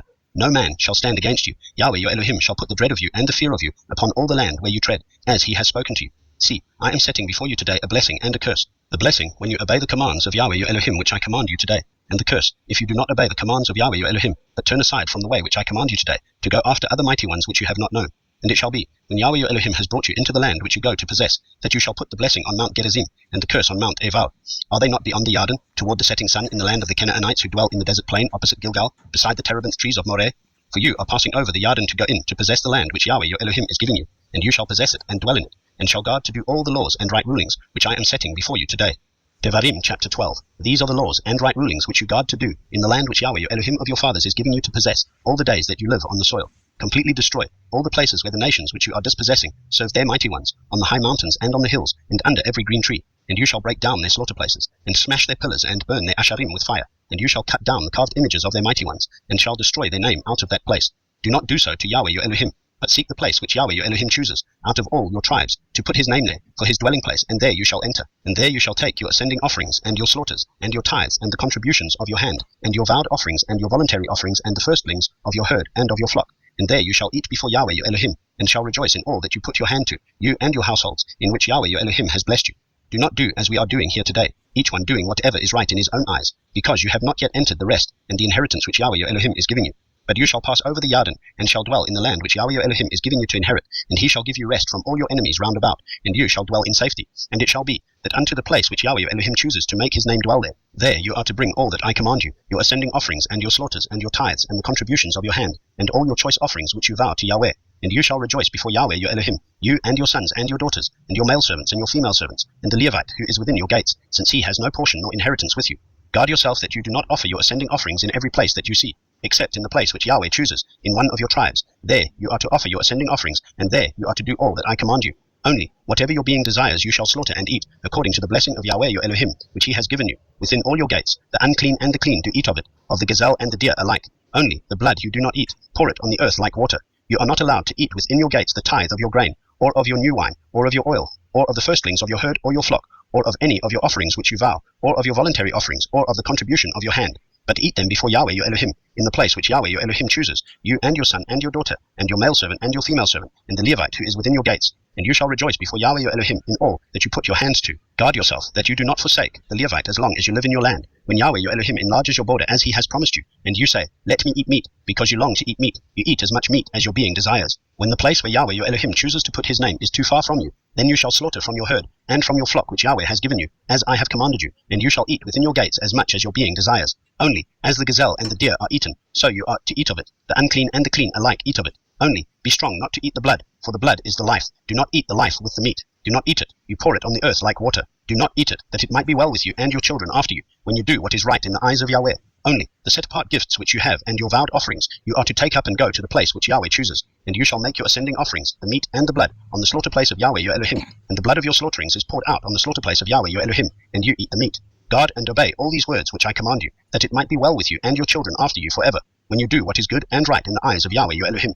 When Yahweh your Elohim does cut off from before you the nations which you go to dispossess, and you dispossess them and dwell in their land, guard yourself that you are not ensnared to follow them, after they are destroyed from before you, and that you do not inquire about their mighty ones, saying, how did these nations serve their mighty ones, and let me do so too? Do not do so to Yahweh your Elohim, for every abomination which Yahweh hates they have done to their mighty ones, for they even burn their sons and daughters in the fire to their mighty ones. Did you know that there's an endless supply of free electricity The words I am commanding you, guard to do it. Do not add to it, nor take away from it. Devarim chapter 13. When there arises among you a prophet or a dreamer of dreams, and he shall give you a sign or a wonder, and the sign or the wonder shall come true, of which he has spoken to you, saying, let us go after other mighty ones, which you have not known, and serve them. Do not listen to the words of that prophet or that dreamer of dreams, for Yahweh your Elohim is trying you to know whether you love Yahweh your Elohim with all your heart and with all your being. Walk after Yahweh your Elohim, and fear him, and guard his commands, and obey his voice, and serve him and cling to him. And that prophet or that dreamer of dreams is put to death, because he has spoken apostasy against Yahweh your Elohim, who brought you out of the land of Mitzrayim, and ransomed you from the house of bondage, to make you stray from the way in which Yahweh your Elohim commanded you to walk. Thus you shall purge the evil from your midst. When your brother, the son of your mother, or the son of your daughter, or the wife of your bosom, or your friend who is as your own being, entices you secretly, saying, let us go and serve other mighty ones, which you have not known, neither you nor your fathers, of the mighty ones of the people which are all around you, near to you or far off from you, from one end of the earth to the other end of the earth, do not agree with him or listen to him, nor shall your eye pardon him, nor spare him, or conceal him, but you shall certainly kill him. Your hand is first against him to put him to death, and afterward the hand of all the people, and you shall stone him with stones until he dies, because he sought to entice you away from Yahweh your Elohim, who brought you out of the land of Mitzrayim, from the house of bondage. And let all Israel hear and fear, and not again do any such evil matter as this in your midst. When you hear someone in one of your cities which Yahweh your Elohim gives you to dwell in, saying, some men, sons of Belial, have gone out of your midst and led the inhabitants of their city astray, saying, let us go and serve other mighty ones whom you have not known. Then you shall inquire, search out, and ask diligently, and see if the matter is true and established, that this abomination was done in your midst. You shall certainly strike the inhabitants of that city with the edge of the sword, putting it under the ban, and all that is in it, and its livestock with the edge of the sword, and gather all its plunder into the middle of the street, and completely burn with fire the city and all its plunder before Yahweh your Elohim. And it shall be a heap forever, never to be built again, and none of that which is put under the ban is to cling to your hand, so that Yahweh turns from the fierceness of his displeasure, and shall show you compassion, love you, and increase you, as he swore to your fathers, when you obey the voice of Yahweh your Elohim, to guard all his commands which I command you today, to do what is right in the eyes of Yahweh your Elohim. Devarim chapter 14. You are the children of Yahweh your Elohim. Do not cut yourselves, nor shave the front of your head for the dead, for you are a set-apart people to Yahweh your Elohim, and Yahweh has chosen you to be a people for himself, a treasured possession above all the peoples who are on the face of the earth. Do not eat whatever is abominable. These are the living creatures which you do eat, ox, sheep, and goat, deer, and gazelle, and roebuck, and wild goat, and mountain goat, and antelope, and mountain sheep, And every beast that has a split hoof divided in two, chewing the cud among the beasts, you do eat. But of those chewing the cud, or those having a split hoof completely divided, you do not eat, such as these, the camel and the hare and the rabbit, for they chew the cud, but do not have a split hoof, they are unclean for you. And the pig is unclean for you, because it has a split hoof, but does not chew the cud. You do not eat their flesh, or touch their dead carcasses. These you do eat. Of all that are in the waters, all that have fins and scales you do eat. And whatever does not have fins and scales you do not eat, it is unclean for you. Any clean bird you do eat, but these you do not eat, the eagle and the vulture, and the black vulture, and the red kite and the falcon, and the buzzard after their kinds, and every raven after its kind, and the ostrich, and the nighthawk, and the seagull, and the hawk after their kinds, the little owl, and the great owl, and the white owl, and the pelican, and the carrion vulture, and the fisher owl, and the stork, and the heron after its kind, and the hoopoe, and the bat, and every creeping insect that flies is unclean for you, they are not eaten. Any clean bird you do eat. Do not eat whatever dies of itself. Give it to the stranger who is within your gates to eat it, or sell it to a foreigner, for you are a set-apart people to Yahweh your Elohim. Do not cook a young goat in its mother's milk. You shall tithe without fail all the yield of your grain that the field brings forth year by year, and you shall eat before Yahweh your Elohim in the place where he chooses to make his name dwell, the tithe of your grain and your new wine and your oil and of the firstlings of your herds and your sheep, so that you learn to fear Yahweh your Elohim always. But when the way is too long for you, so that you are not able to bring the tithe, or when the place where Yahweh your Elohim chooses to put his name is too far from you, when Yahweh your Elohim is blessing you, then you shall take it in silver, and shall take the silver in your hand, and go to the place where Yahweh your Elohim chooses. And you shall use the silver for whatever your being desires, for cattle or sheep, for wine or strong drink, for whatever your being desires. And you shall eat there before Yahweh your Elohim, and you shall rejoice, you and your household. And do not forsake the Levite, who is within your gates, for he has no part nor inheritance with you. At the end of every 3rd year you bring out all the tithe of your increase of that year, and store it up within your gates. And the Levite, because he has no portion nor inheritance with you, and the sojourner, and the fatherless, and the widow, who are within your gates, shall come and eat and be satisfied, so that Yahweh your Elohim does bless you in all the work of your hand which you do. Devarim chapter 15. At the end of every 7 years you make a release of debts, and this is the word of the release. Every creditor is to release what he has loaned to his neighbor. He does not require it of his neighbor or his brother, because it is called the release of Yahweh. Of a foreigner you could require it, but your hand is to release whatever is owed by your brother. Oh my God, I just found out that my data is all over the dark. There should be no poor among you, for Yahweh does greatly bless you in the land which Yahweh your Elohim is giving you to possess as an inheritance. Only if you diligently obey the voice of Yahweh your Elohim, to guard to do all these commands which I am commanding you today. For Yahweh your Elohim shall bless you as he promised you, and you shall lend to many nations, but you shall not borrow, and you shall rule over many nations, but they do not rule over you. When there is a poor man with you, one of your brothers, within any of your gates in your land which Yahweh your Elohim is giving you, do not harden your heart, nor shut your hand from your poor brother, for you shall certainly open your hand to him, and certainly lend him enough for his need, whatever he needs. Be on guard, lest there be a thought of Belial in your heart, saying, the 7th year, the year of release is near, and your eye is evil against your poor brother, and you give him naught, and he shall cry out to Yahweh against you, and it shall be a sin in you. You shall certainly give to him, and your heart should not be grieved when you give to him, because for this reason Yahweh your Elohim does bless you in all your works, and in all to which you put your hand, because the poor one does not cease from the land. Therefore I am commanding you, saying, you shall certainly open your hand to your brother, to your poor, and to your needy one in your land. When your brother is sold to you, a Hebrew man or a Hebrew woman, and shall serve you 6 years, then let him go free from you in the 7th year. And when you send him away free from you, let him not go away empty-handed. You shall richly supply him from your flock, and from your threshing floor, and from your winepress. With that which Yahweh has blessed you with, give to him. And you shall remember that you were a slave in the land of Mitzrayim, and Yahweh your Elohim ransomed you. Therefore I am commanding you this word today. And it shall be, when he says to you, I do not go away from you, because he loves you and your house, because it is good for him with you, then you shall take an awl, and thrust it through his ear to the door, and he shall be your servant forever. Do the same to your female servant. Let it not be hard in your eyes when you send him away free from you, for he has been worth a double-hired servant in serving you 6 years, and Yahweh your Elohim shall bless you in all that you do. Set apart to Yahweh your Elohim all the firstborn males that come from your herd, and your flock. Do not work with the firstborn of your herd, nor shear the firstborn of your flock. You and your household are to eat it before Yahweh your Elohim, year by year in the place which Yahweh chooses. But when there is any defect in it, lame or blind, or has any evil defect, do not slaughter it to Yahweh your Elohim. Eat it within your gates, the unclean and the clean alike, as the gazelle and as the deer. Only do not eat its blood. Pour it on the ground like water. Devarim chapter 16. Guard the new moon of Aviv, and perform the Pesach to Yahweh your Elohim. For in the new moon of Aviv, Yahweh your Elohim brought you out of Mitzrayim by night. And you shall slaughter the Pesach to Yahweh your Elohim from the flock and the herd, in the place where Yahweh chooses to put his name. Eat no leavened bread with it. For 7 days you eat unleavened bread with it, bread of affliction, because you came out of the land of Mitzrayim in haste, so that you remember the day in which you came out of the land of Mitzrayim, all the days of your life. And no leaven should be seen with you in all your border for 7 days, neither should any of the meat which you slaughter in the evening on the first day stay all night until morning. You are not allowed to slaughter the Pesach within any of your gates which Yahweh your Elohim gives you, but at the place where Yahweh your Elohim chooses to make his name dwell, there you slaughter the Pesach in the evening, at the going down of the sun, at the appointed time you came out of Mitzrayim. And you shall roast and eat it in the place which Yahweh your Elohim chooses, and in the morning you shall turn and go to your tents. 6 days you eat unleavened bread, and on the 7th day there is a closing festival to Yahweh your Elohim. You do no work.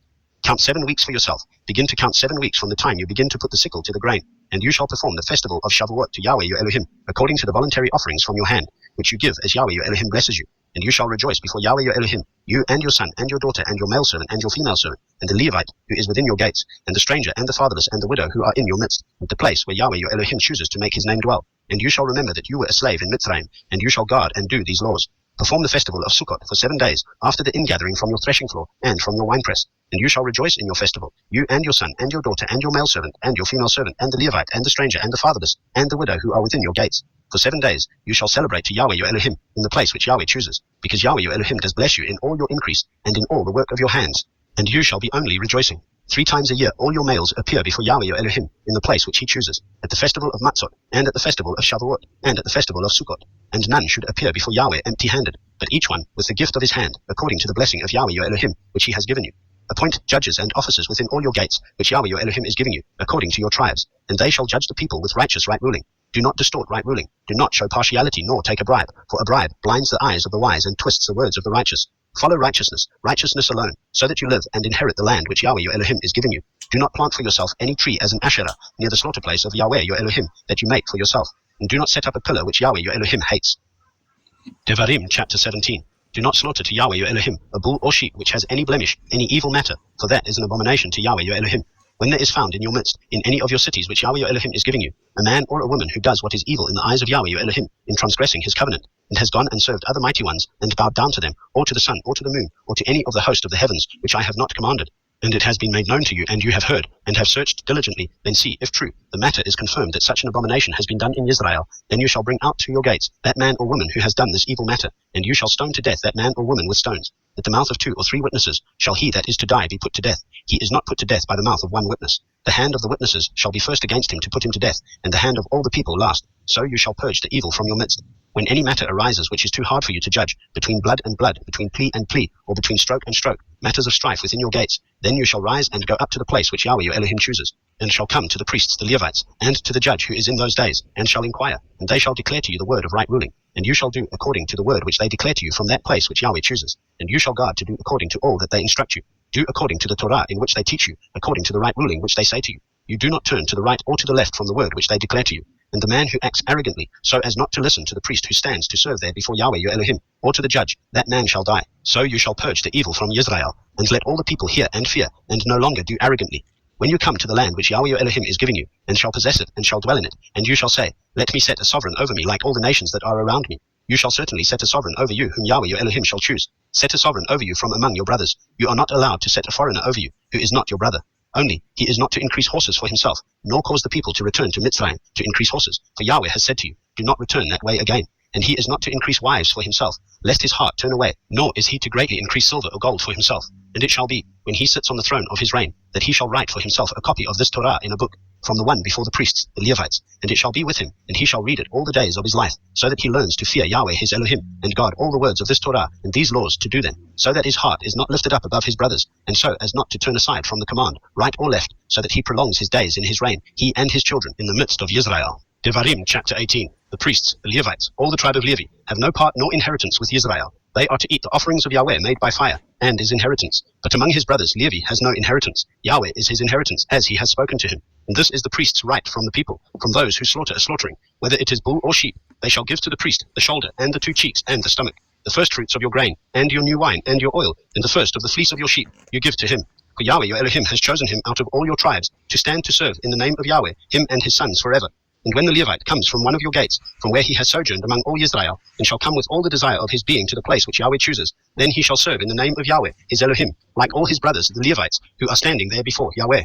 They are to have portion for portion to eat, besides what comes from the sale of his inheritance. When you come into the land which Yahweh your Elohim is giving you, do not learn to do according to the abominations of those nations. Let no one be found among you who makes his son or his daughter pass through the fire, or one who practices divination, or a user of magic, or one who conjures spells, or a medium, or a spiritist, or one who calls up the dead. For whoever does these are an abomination to Yahweh, and because of these abominations, Yahweh your Elohim drives them out from before you. Be perfect before Yahweh your Elohim, for these nations whom you are possessing do listen to those using magic and to diviners. But as for you, Yahweh your Elohim has not appointed such for you. Yahweh your Elohim shall raise up for you a prophet like me from your midst, from your brothers. Listen to him, according to all you asked of Yahweh your Elohim in Horeb in the day of the assembly, saying, let me not hear again the voice of Yahweh my Elohim, nor let me see this great fire any more, lest I die. And Yahweh said to me, What they have spoken is good. I shall raise up for them a prophet, like you, out of the midst of their brothers, and I shall put my words in his mouth, and he shall speak to them all that I command him. And it shall be, the man who does not listen to my words which he speaks in my name, I require it of him. But the prophet who presumes to speak a word in my name, which I have not commanded him to speak, or who speaks in the name of other mighty ones, even that prophet shall die. And when you say in your heart, How do we know the word which Yahweh has not spoken? When the prophet speaks in the name of Yahweh, and the word is not, or comes not, that is the word which Yahweh has not spoken. The prophet has spoken it presumptuously. Do not be afraid of him. Devarim chapter 19. When Yahweh your Elohim cuts off the nations, whose land Yahweh your Elohim is giving you, and you dispossess them, and dwell in their cities, and in their houses, separate 3 cities for yourself in the midst of your land, which Yahweh your Elohim is giving you to possess. Prepare a way for yourself, and divide into 3 parts the border of your land, which Yahweh your Elohim is giving you to inherit, that any manslayer shall flee there. And this matter of the manslayer who flees there and lives, he who strikes his neighbor unknowingly, not having hated him in time past, even he who goes to the forest with his neighbor to cut timber, and his hand swings a stroke with the axe to cut down the tree, and the head slips from the handle and strikes his neighbor so that he dies, let him flee to one of these cities and live, lest the revenger of blood, while his displeasure is hot, pursue the manslayer and overtake him, because the way is long, and shall strike his being, though he was not worthy of death, since he had not hated him before. Therefore I am commanding you, saying, Separate 3 cities for yourself. And if Yahweh your Elohim enlarges your border, as he swore to your fathers, and has given you the land which he promised to give to your fathers, when you guard all this command to do it, which I am commanding you today, to love Yahweh your Elohim, and to walk in his ways all the days, then you shall add 3 more cities for yourself besides these 3, so that innocent blood is not shed in the midst of your land, which Yahweh your Elohim is giving you as an inheritance, or blood guilt shall be upon you. But when anyone hates his brother, and shall lie in wait for him, and rise against him, and strike his being so that he dies, then he shall flee to one of these cities, and the elders of his city shall send and bring him from there, and give him into the hand of the revenger of blood, and he shall die.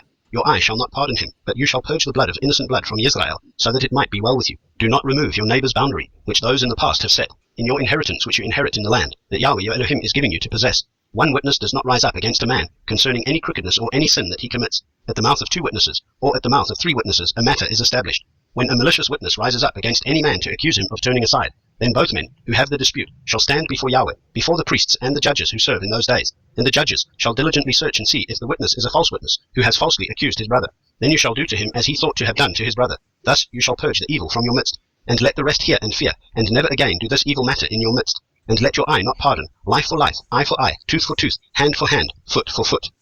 Devarim chapter 20. When you go out to battle against your enemies, and shall see horses and chariots and people, more numerous than you, do not be afraid of them, for Yahweh your Elohim, who brought you up from the land of Mitzrayim, is with you. And it shall be, when you draw near to the battle, that the priest shall come and speak to the people, and shall say to them, Hear, O Israel, you are drawing near today to battle with your enemies. Do not let your heart faint, do not fear or tremble, or be afraid before them. For Yahweh your Elohim is he who goes with you to fight for you against your enemies, to save you. And the officers shall speak to the people, saying, Who is the man who has built a new house, and has not dedicated it? Let him go and return to his house, lest he die in the battle, and another man dedicate it. And who is the man who has planted a vineyard, and has not begun to use it? Let him also go and return to his house, lest he die in the battle, and another man should begin to use it. And who is the man who is engaged to a woman, and has not taken her? Let him go and return to his house, lest he die in the battle, and another man take her. And the officers shall speak further to the people, and say, Who is the man who is afraid, and tender of heart? Let him go and return to his house, lest the heart of his brothers faint like his heart. And it shall be, when the officers have finished speaking to the people, that they shall appoint commanders of the divisions to lead the people. When you draw near to a city to fight against it, then you shall make a call for peace to it. And it shall be, that if it accepts your call for peace, and shall open to you, then all the people found in it are to be your compulsory labor, and serve you. But if it does not make peace with you, and shall fight against you, then you shall besiege it, and Yahweh your Elohim shall give it into your hands, and you shall strike every male in it with the edge of the sword. Only the woman and the little ones and the livestock, and all that is in the city, all its spoil, you take as plunder for yourself, and you shall eat the enemy's plunder which Yahweh your Elohim gives you. Do so to all the cities which are very far from you, which are not of the cities of these nations, only of the cities of these peoples, which Yahweh your Elohim gives you as an inheritance. You do not keep alive any that breathe, but you shall certainly put them under the ban, the Hittite, and the Amorite, and the Canaanite, and the Perizzite, and the Hivite, and the Jebusite, as Yahweh your Elohim has commanded you, lest they teach you to do according to all their abominations which they have done for their mighty ones, and you sin against Yahweh your Elohim. When you besiege a city for a long time by fighting against it to take it, you do not destroy its trees by wielding an axe against them. If you do eat of them, do not cut them down, for is the tree of the field a man to be besieged by you? Only the trees which you know are not trees for food, you do destroy and cut down, to build siege works against the city that is fighting against you, until it falls. Devarim chapter 21. When anyone is found slain, lying in the field in the land which Yahweh your Elohim is giving you to possess, and it is not known who struck him, then your elders and your judges shall go out, and they shall measure the distance from the slain man to the cities round about. And it shall be that the elders of the city nearest to the slain man shall take a heifer, which has not been worked, and which has not pulled with a yoke. And the elders of that city shall bring the heifer down to a wadi with flowing water, which is neither ploughed nor sown, and they shall break the heifer's neck there in the wadi. and the priests, the sons of Levi, shall come near, for Yahweh your Elohim has chosen them to serve him, and to bless in the name of Yahweh, and by their mouth every strife and every stroke is tried. And let all the elders of that city, nearest to the slain man, wash their hands over the heifer whose neck was broken in the wadi. And they shall answer and say, Our hands have not shed this blood, nor have our eyes seen it. O Yahweh, forgive your people Israel, whom you have ransomed, and do not allow innocent blood in the midst of your people Israel, and the blood guilt shall be pardoned to them. Thus you purge the guilt of innocent blood from your midst, when you do what is right in the eyes of Yahweh. When you go out to fight against your enemies, and Yahweh your Elohim shall give them into your hand, and you shall take them captive, and shall see among the captives a woman fair of form, and shall delight in her, and take her for your wife. Then you shall bring her home to your house, and she shall shave her head, and trim her nails, and put aside the mantle of her captivity, and shall dwell in your house, and mourn for her father and her mother a month of days. And after that you shall go into her, and be her husband, and she shall be your wife. And it shall be, if you are not pleased with her, then you shall let her go at her desire, but you do not sell her at all for silver. Do not treat her harshly, since you have humbled her. When a man has two wives, one loved and the other unloved, and they have borne him children, both the loved and the unloved, and the firstborn son is of her who is unloved, then it shall be, on the day he makes his sons to inherit his possessions, he is not allowed to treat the son of the beloved wife as firstborn in the face of the son of the unloved, who is truly the firstborn. But he is to acknowledge the son of the unloved wife as the firstborn by giving him a double portion of all that he has, for he is the beginning of his strength. The right of the firstborn is his. When a man has a wayward and rebellious son who is not listening to the voice of his father or the voice of his mother, and who, when they have disciplined him, does not listen to them, then his father and his mother shall take hold of him and bring him out to the elders of his city, to the gate of his city, and shall say to the elders of his city, This son of ours is wayward and rebellious, he is not listening to our voice, he is a glutton and a drunkard. Then all the men of his city shall stone him to death with stones. Thus you shall purge the evil from your midst, and let all Israel hear and fear. And when a man has committed a sin worthy of death, then he shall be put to death, and you shall hang him on a tree. Let his body not remain overnight on the tree, for you shall certainly bury him the same day. For he who is hanged is accursed of Elohim, so that you do not defile the land which Yahweh your Elohim is giving you as an inheritance. Devarim chapter 22. When you see your brother's ox or his sheep straying away, you shall not hide yourself from them. Return them to your brother without fail. And if your brother is not near you, or if you do not know him, then you shall bring it to your own house, and it shall be with you until your brother seeks it. Then you shall return it to him. And so you do with his donkey, and so you do with his garment, and so you do with whatever your brother loses, which he has lost and you have found. You are not allowed to hide yourself.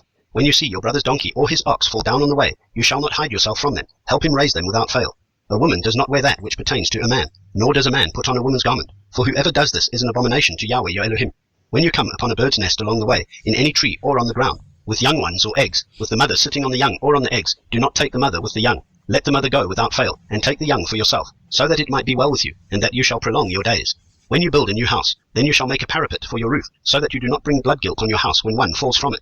Do not sow your vineyard with different kinds of seed, lest the yield of the seed which you have sown, and the fruit of your vineyard, be defiled. Do not plough with an ox and a donkey together. Do not put on a garment of different kinds of wool and linen together. Make tassels on the four corners of the garment, with which you cover yourself. When any man takes a wife, and shall go into her, and shall hate her, and shall make abusive charges against her, and bring an evil name on her, and say, I took this woman, and when I came to her I did not find her a maiden, then the father and mother of the young woman shall take and bring out the proof of the girl's maidenhood to the elders of the city at the gate.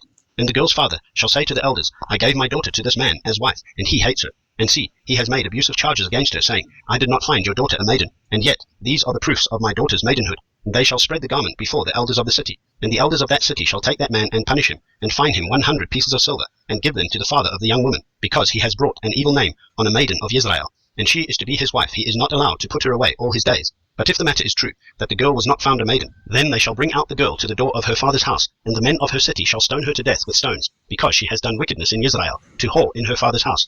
Thus you shall purge the evil from your midst. When a man is found lying with a woman married to a husband, then both of them shall die, both the man that lay with the woman and the woman. Thus you shall purge the evil from Israel. When a girl who is a maiden is engaged to a husband, and a man finds her in the city and lies with her, then you shall bring them both out to the gate of that city, and shall stone them to death with stones, the girl because she did not cry out in the city, and the man because he has humbled his neighbour's wife. Thus you shall purge the evil from your midst. But if a man finds the girl who is engaged in the field, and the man takes hold of her and lies with her, then only the man who lay with her shall die. But you shall do no matter to the girl. The girl has no sin worthy of death, for the matter is like a man who rises against his neighbour and murders him, a being, for he found her in the field, and she cried out, the engaged girl, but without anyone to save her.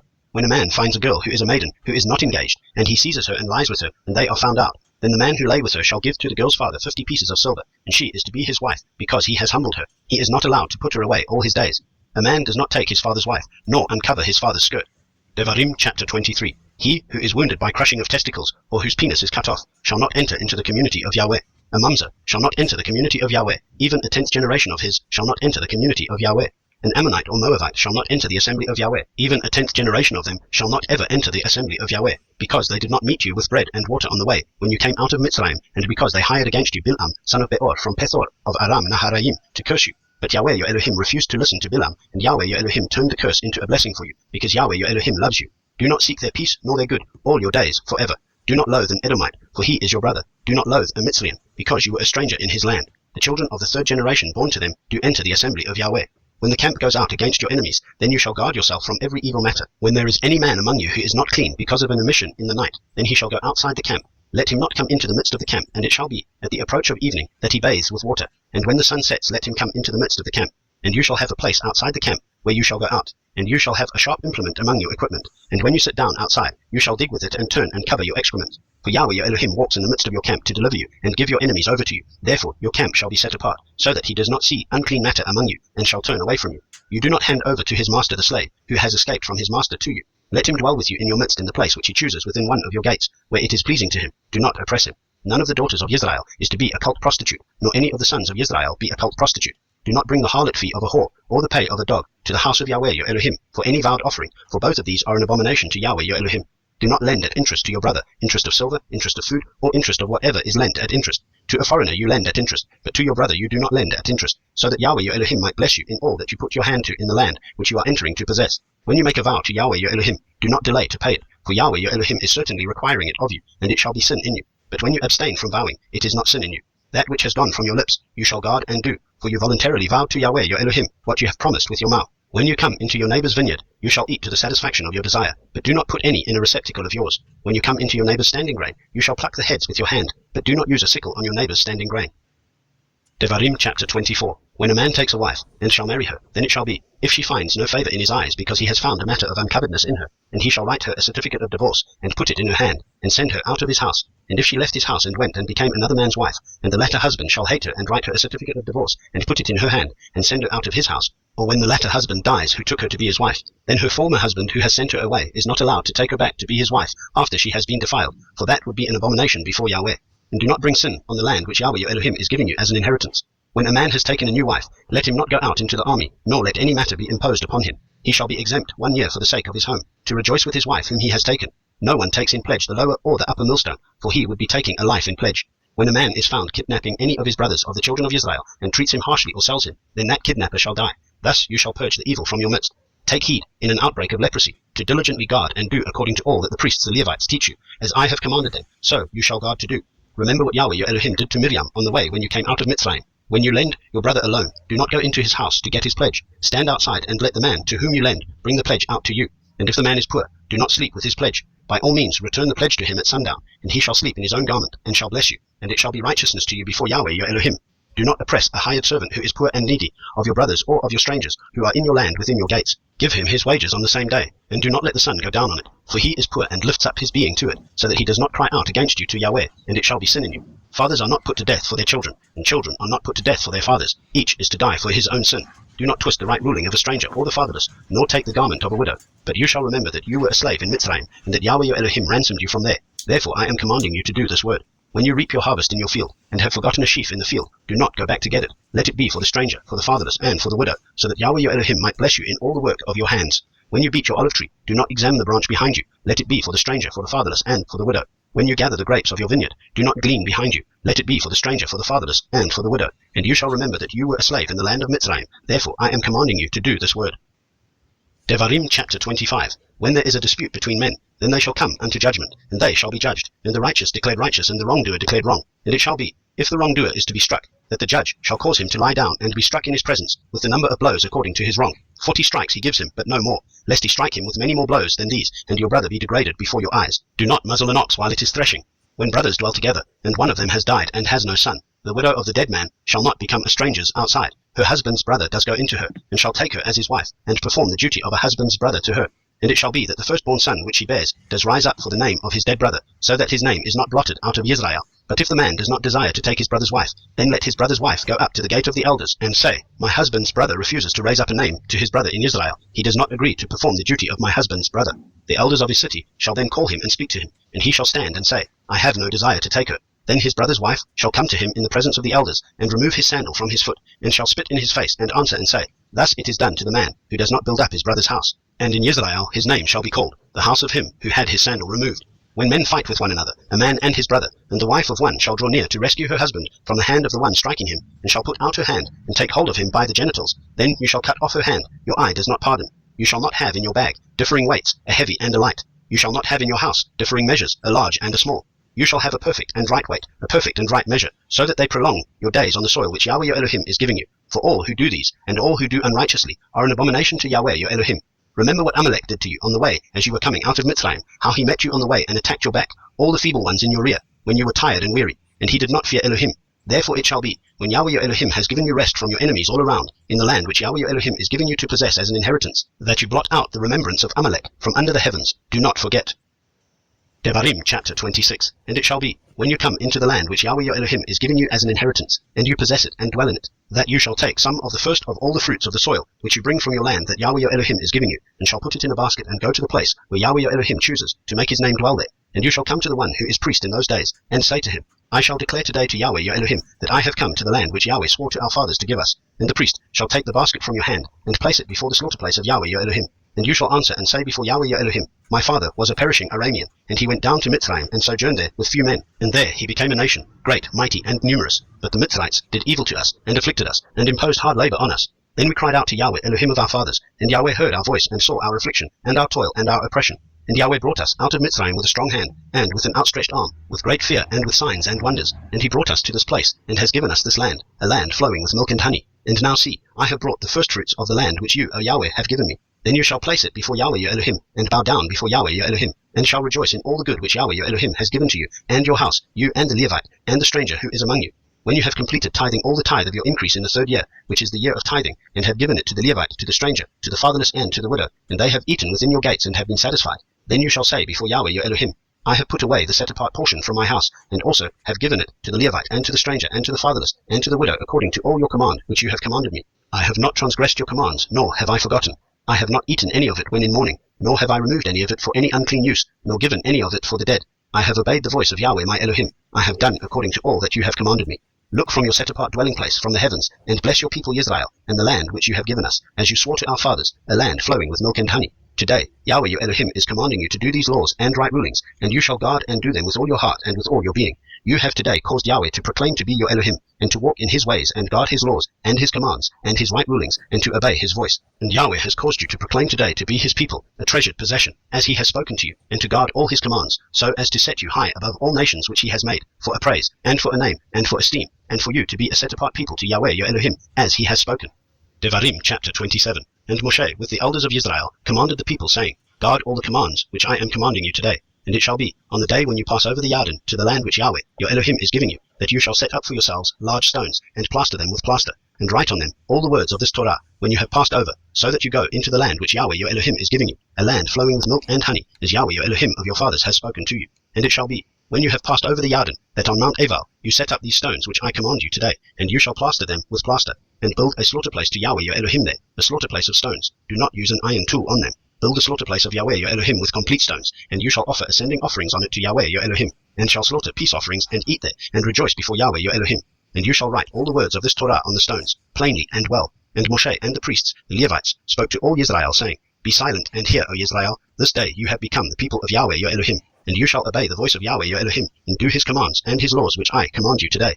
And Moshe commanded the people on that day, saying, These are to stand on Mount Gerizim to bless the people when you have passed over the Yarden, Shimon and Levi and Yehuda and Yisachar and Yosef and Binyamin. And these are to stand on Mount Ebal to curse Reuven, Gad and Asher and Zebulun, Dan and Naphtali. And the Levites shall speak with a loud voice and say to all the men of Israel, Cursed is the man who makes a carved or molded image, an abomination to Yahweh, the work of the hands of the craftsman, and sets it up in secret. And all the people shall answer and say, Amen. Cursed is he who makes light of his father or his mother, and all the people shall say, Amen.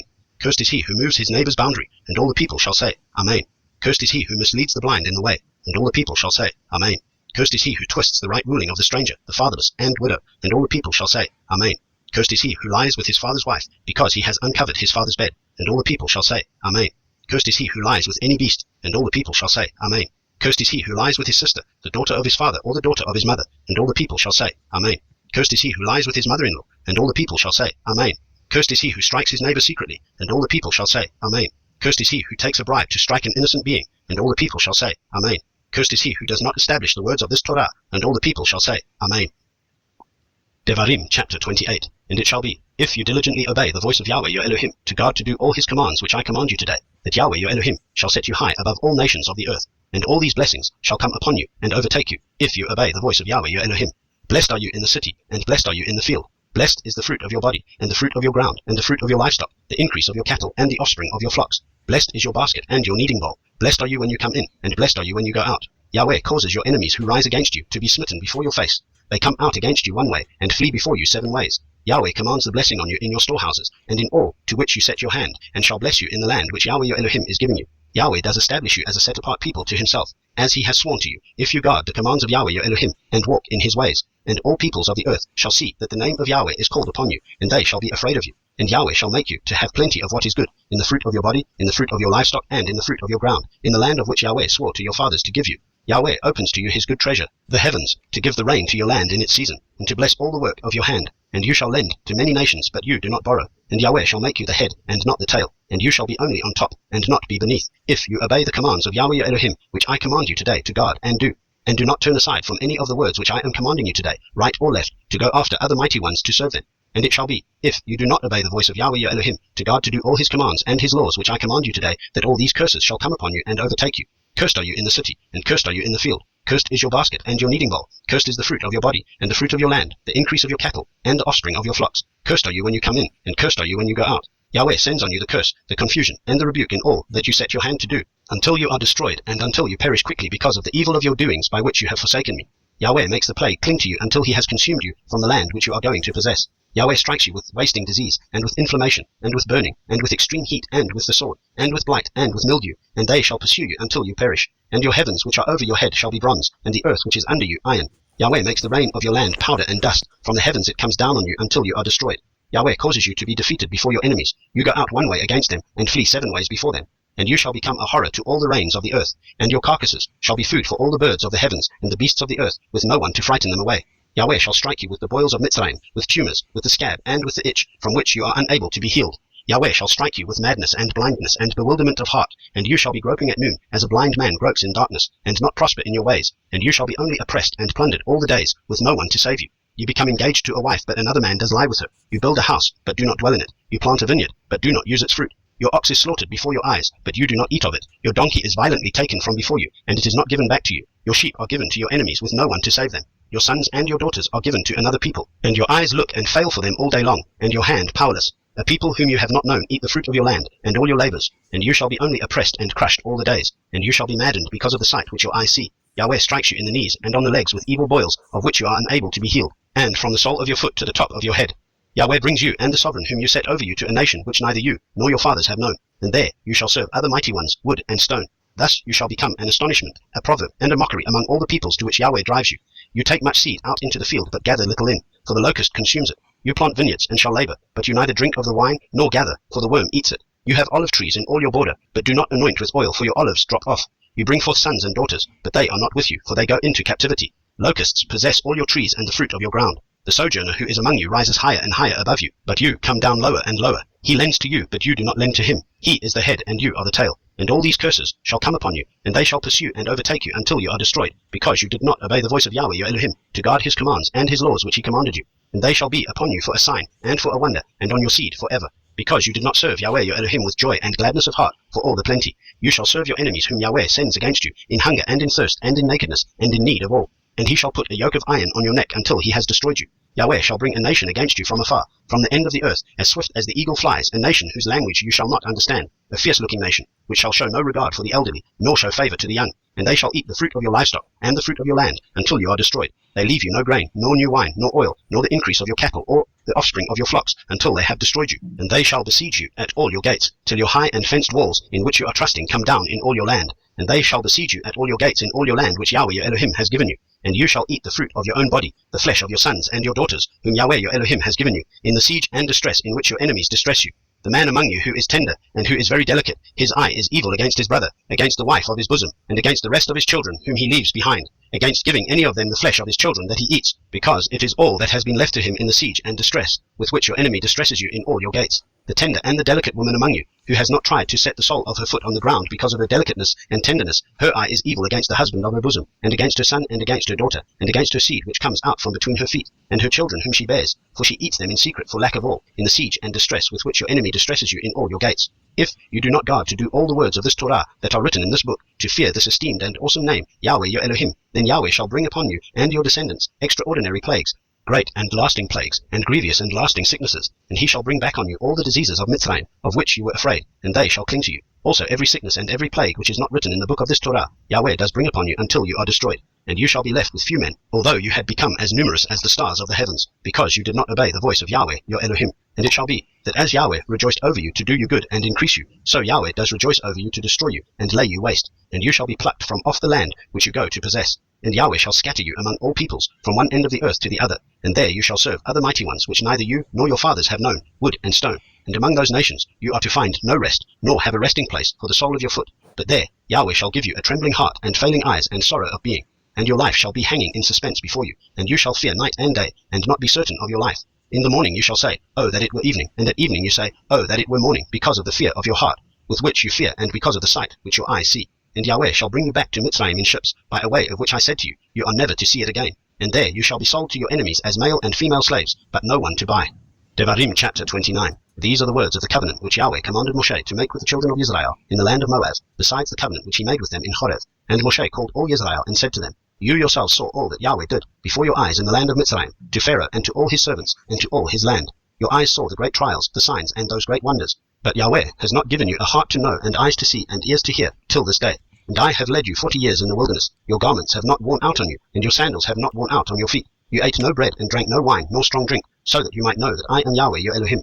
And when you came to this place, Sihon, sovereign of Heshbon, and Og, sovereign of Bashan, came out against us to battle, and we struck them, and took their land, and gave it as an inheritance to the Reubenites, and to the Gadites, and to half the tribe of Manasseh. Therefore you shall guard the words of this covenant, and do them, so that you prosper in all that you do. All of you who are standing today before Yahweh your Elohim, your leaders, your tribes, your elders, and your officers, all the men of Israel, your little ones, your wives, and your sojourner, who is in the midst of your camp, from the one who cuts your wood to the one who draws your water, so that you should enter into covenant with Yahweh your Elohim, and into his oath which Yahweh your Elohim makes with you today, in order to establish you today as a people for himself, and he himself be your Elohim, as he has spoken to you, and as he has sworn to your fathers, to Abraham, to Yitzchak, and to Yaakov. And not with you alone I am making this covenant and this oath, but with him who stands here with us today, before Yahweh our Elohim, as well as with him who is not here with us today. For you know how we dwelt in the land of Mitzrayim, and how we passed through the nations which you have passed through. And you saw their abominations and their idols, wood and stone, silver and gold, which were with them, lest there should be among you a man or woman or clan or tribe, whose heart turns away today from Yahweh our Elohim, to go and serve the mighty ones of these nations, lest there should be among you a root bearing bitterness or wormwood. And it shall be, when he hears the words of this curse, that he should bless himself in his heart, saying, I have peace though I walk in the stubbornness of my heart, in order to add drunkenness to thirst.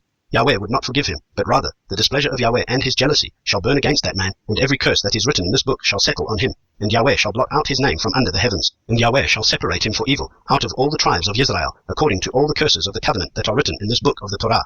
And the congregation to come of your children who rise up after you, and the foreigner who comes from a far land, shall say when they see the plagues of that land, and the sicknesses which Yahweh has sent into it, All its land is sulphur, salt, and burning. It is not sown, nor does it bear, nor does any grass grow there, like the overthrow of Sodom and Gomorrah, Admah and Zeboim, which Yahweh overthrew in his displeasure and his wrath. And all nations shall say, Why has Yahweh done so to this land? What does the heat of this great displeasure mean? And it shall be said, Because they have forsaken the covenant of Yahweh Elohim of their fathers, which he made with them when he brought them out of the land of Mitzrayim. And they went and served other mighty ones, and bowed themselves to them, mighty ones that they did not know, and that he had not given to them. Therefore the displeasure of Yahweh burned against this land, to bring on it every curse that is written in this book. And Yahweh uprooted them from their land in displeasure, and in wrath, and in great rage, and cast them into another land, as it is today. The secret matters belong to Yahweh our Elohim, but what is revealed belongs to us, and to our children forever, to do all the words of this Torah. Devarim chapter 30. And it shall be, when all these words come upon you, the blessing and the curse which I have set before you, and you shall bring them back to your heart among all the nations where Yahweh your Elohim drives you, and shall turn back to Yahweh your Elohim, and obey his voice, according to all that I command you today, with all your heart and with all your being, you and your children, then Yahweh your Elohim shall turn back your captivity, and shall have compassion on you, and he shall turn back and gather you from all the peoples where Yahweh your Elohim has scattered you. If any of you are driven out to the farthest parts under the heavens, from there Yahweh your Elohim does gather you, and from there he does take you. And Yahweh your Elohim shall bring you to the land which your fathers possessed, and you shall possess it. And he shall do good to you, and increase you more than your fathers. And Yahweh your Elohim shall circumcise your heart, and the heart of your seed, to love Yahweh your Elohim with all your heart and with all your being, so that you might live. And Yahweh your Elohim shall put all these curses on your enemies and on those who hate you, who persecuted you. And you shall turn back and obey the voice of Yahweh, and do all his commands which I command you today. And Yahweh your Elohim shall make you have excess in all the work of your hand, in the fruit of your body, and in the fruit of your livestock, and in the fruit of your ground for good.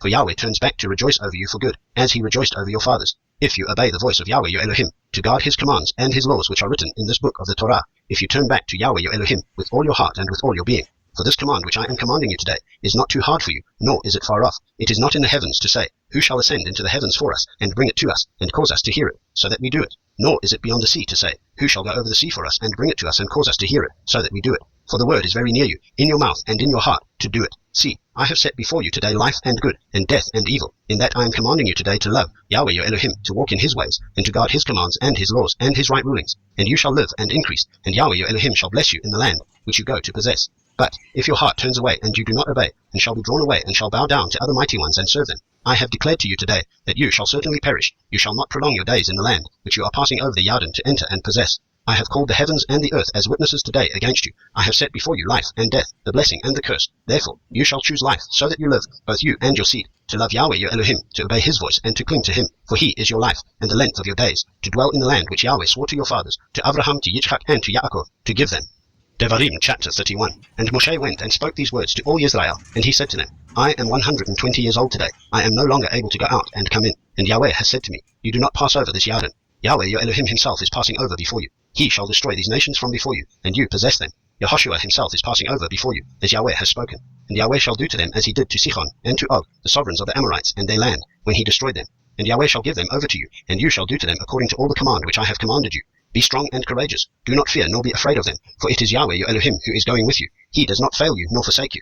And Moshe called Yehoshua, and said to him before the eyes of all Israel, Be strong and courageous, for you are going with this people to the land which Yahweh has sworn to their fathers to give them, and you are to let them inherit it. And it is Yahweh who is going before you. He himself is with you. He does not fail you, nor forsake you. Do not fear, nor be discouraged. And Moshe wrote this Torah and gave it to the priests, the sons of Levi, who bore the ark of the covenant of Yahweh, and to all the elders of Israel. And Moshe commanded them, saying, At the end of 7 years, at the appointed time, the year of release, at the festival of Sukkot, when all Israel comes to appear before Yahweh your Elohim in the place which he chooses, read this Torah before all Israel in their hearing.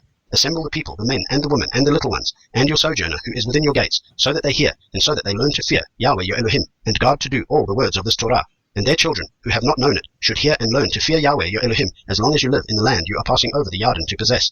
And Yahweh said to Moshe, See, the days have drawn near for you to die. Call Yehoshua and present yourselves in the tent of appointment, so that I command him. And Moshe and Yehoshua went and presented themselves in the tent of appointment.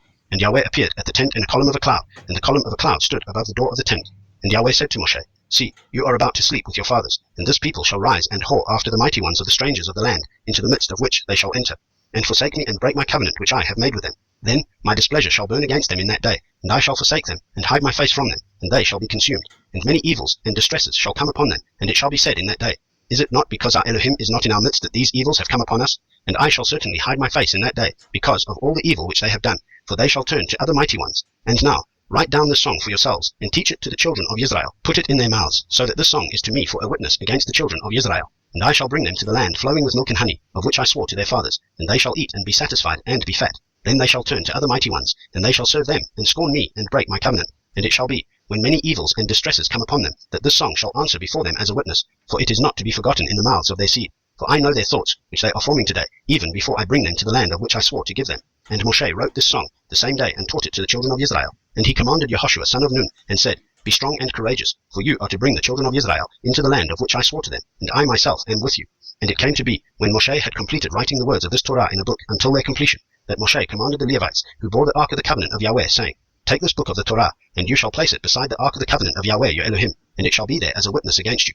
For I myself know your rebellion and your stiff neck. See, while I am still alive with you today, you have been rebellious against Yahweh. Then how much more after my death? Assemble unto me all the elders of your tribes and your officers, so that I speak these words in their hearing, and call the heavens and the earth to witness against them. For I know that after my death you shall do very corruptly, and turn aside from the way which I have commanded you. And evil shall come to you in the latter days, because you do what is evil in the eyes of Yahweh, to provoke him through the work of your hands. So Moshe spoke in the hearing of all the assembly of Israel the words of this song till their completion. Devarim chapter 32.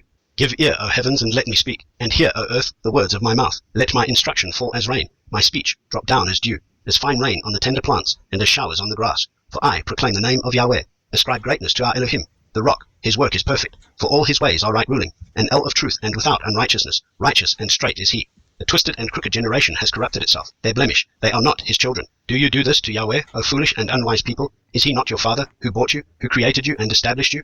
Remember the days of old, consider the years of many generations. Ask your father, and let him show you, your elders, and let them say to you, when the Most High gave the nations their inheritance, when he separated the sons of Adam, he set the boundaries of the peoples according to the number of the children of Israel. For the portion of Yahweh is his people, Yaakov his allotted inheritance. He found him in a wilderness, and in a wasted, howling desert. He encompassed him, he made him understand. He watched over him as the apple of his eye, as an eagle stirs up its nest, flutters over its young, spreading out its wings, taking them up, bearing them on its wings.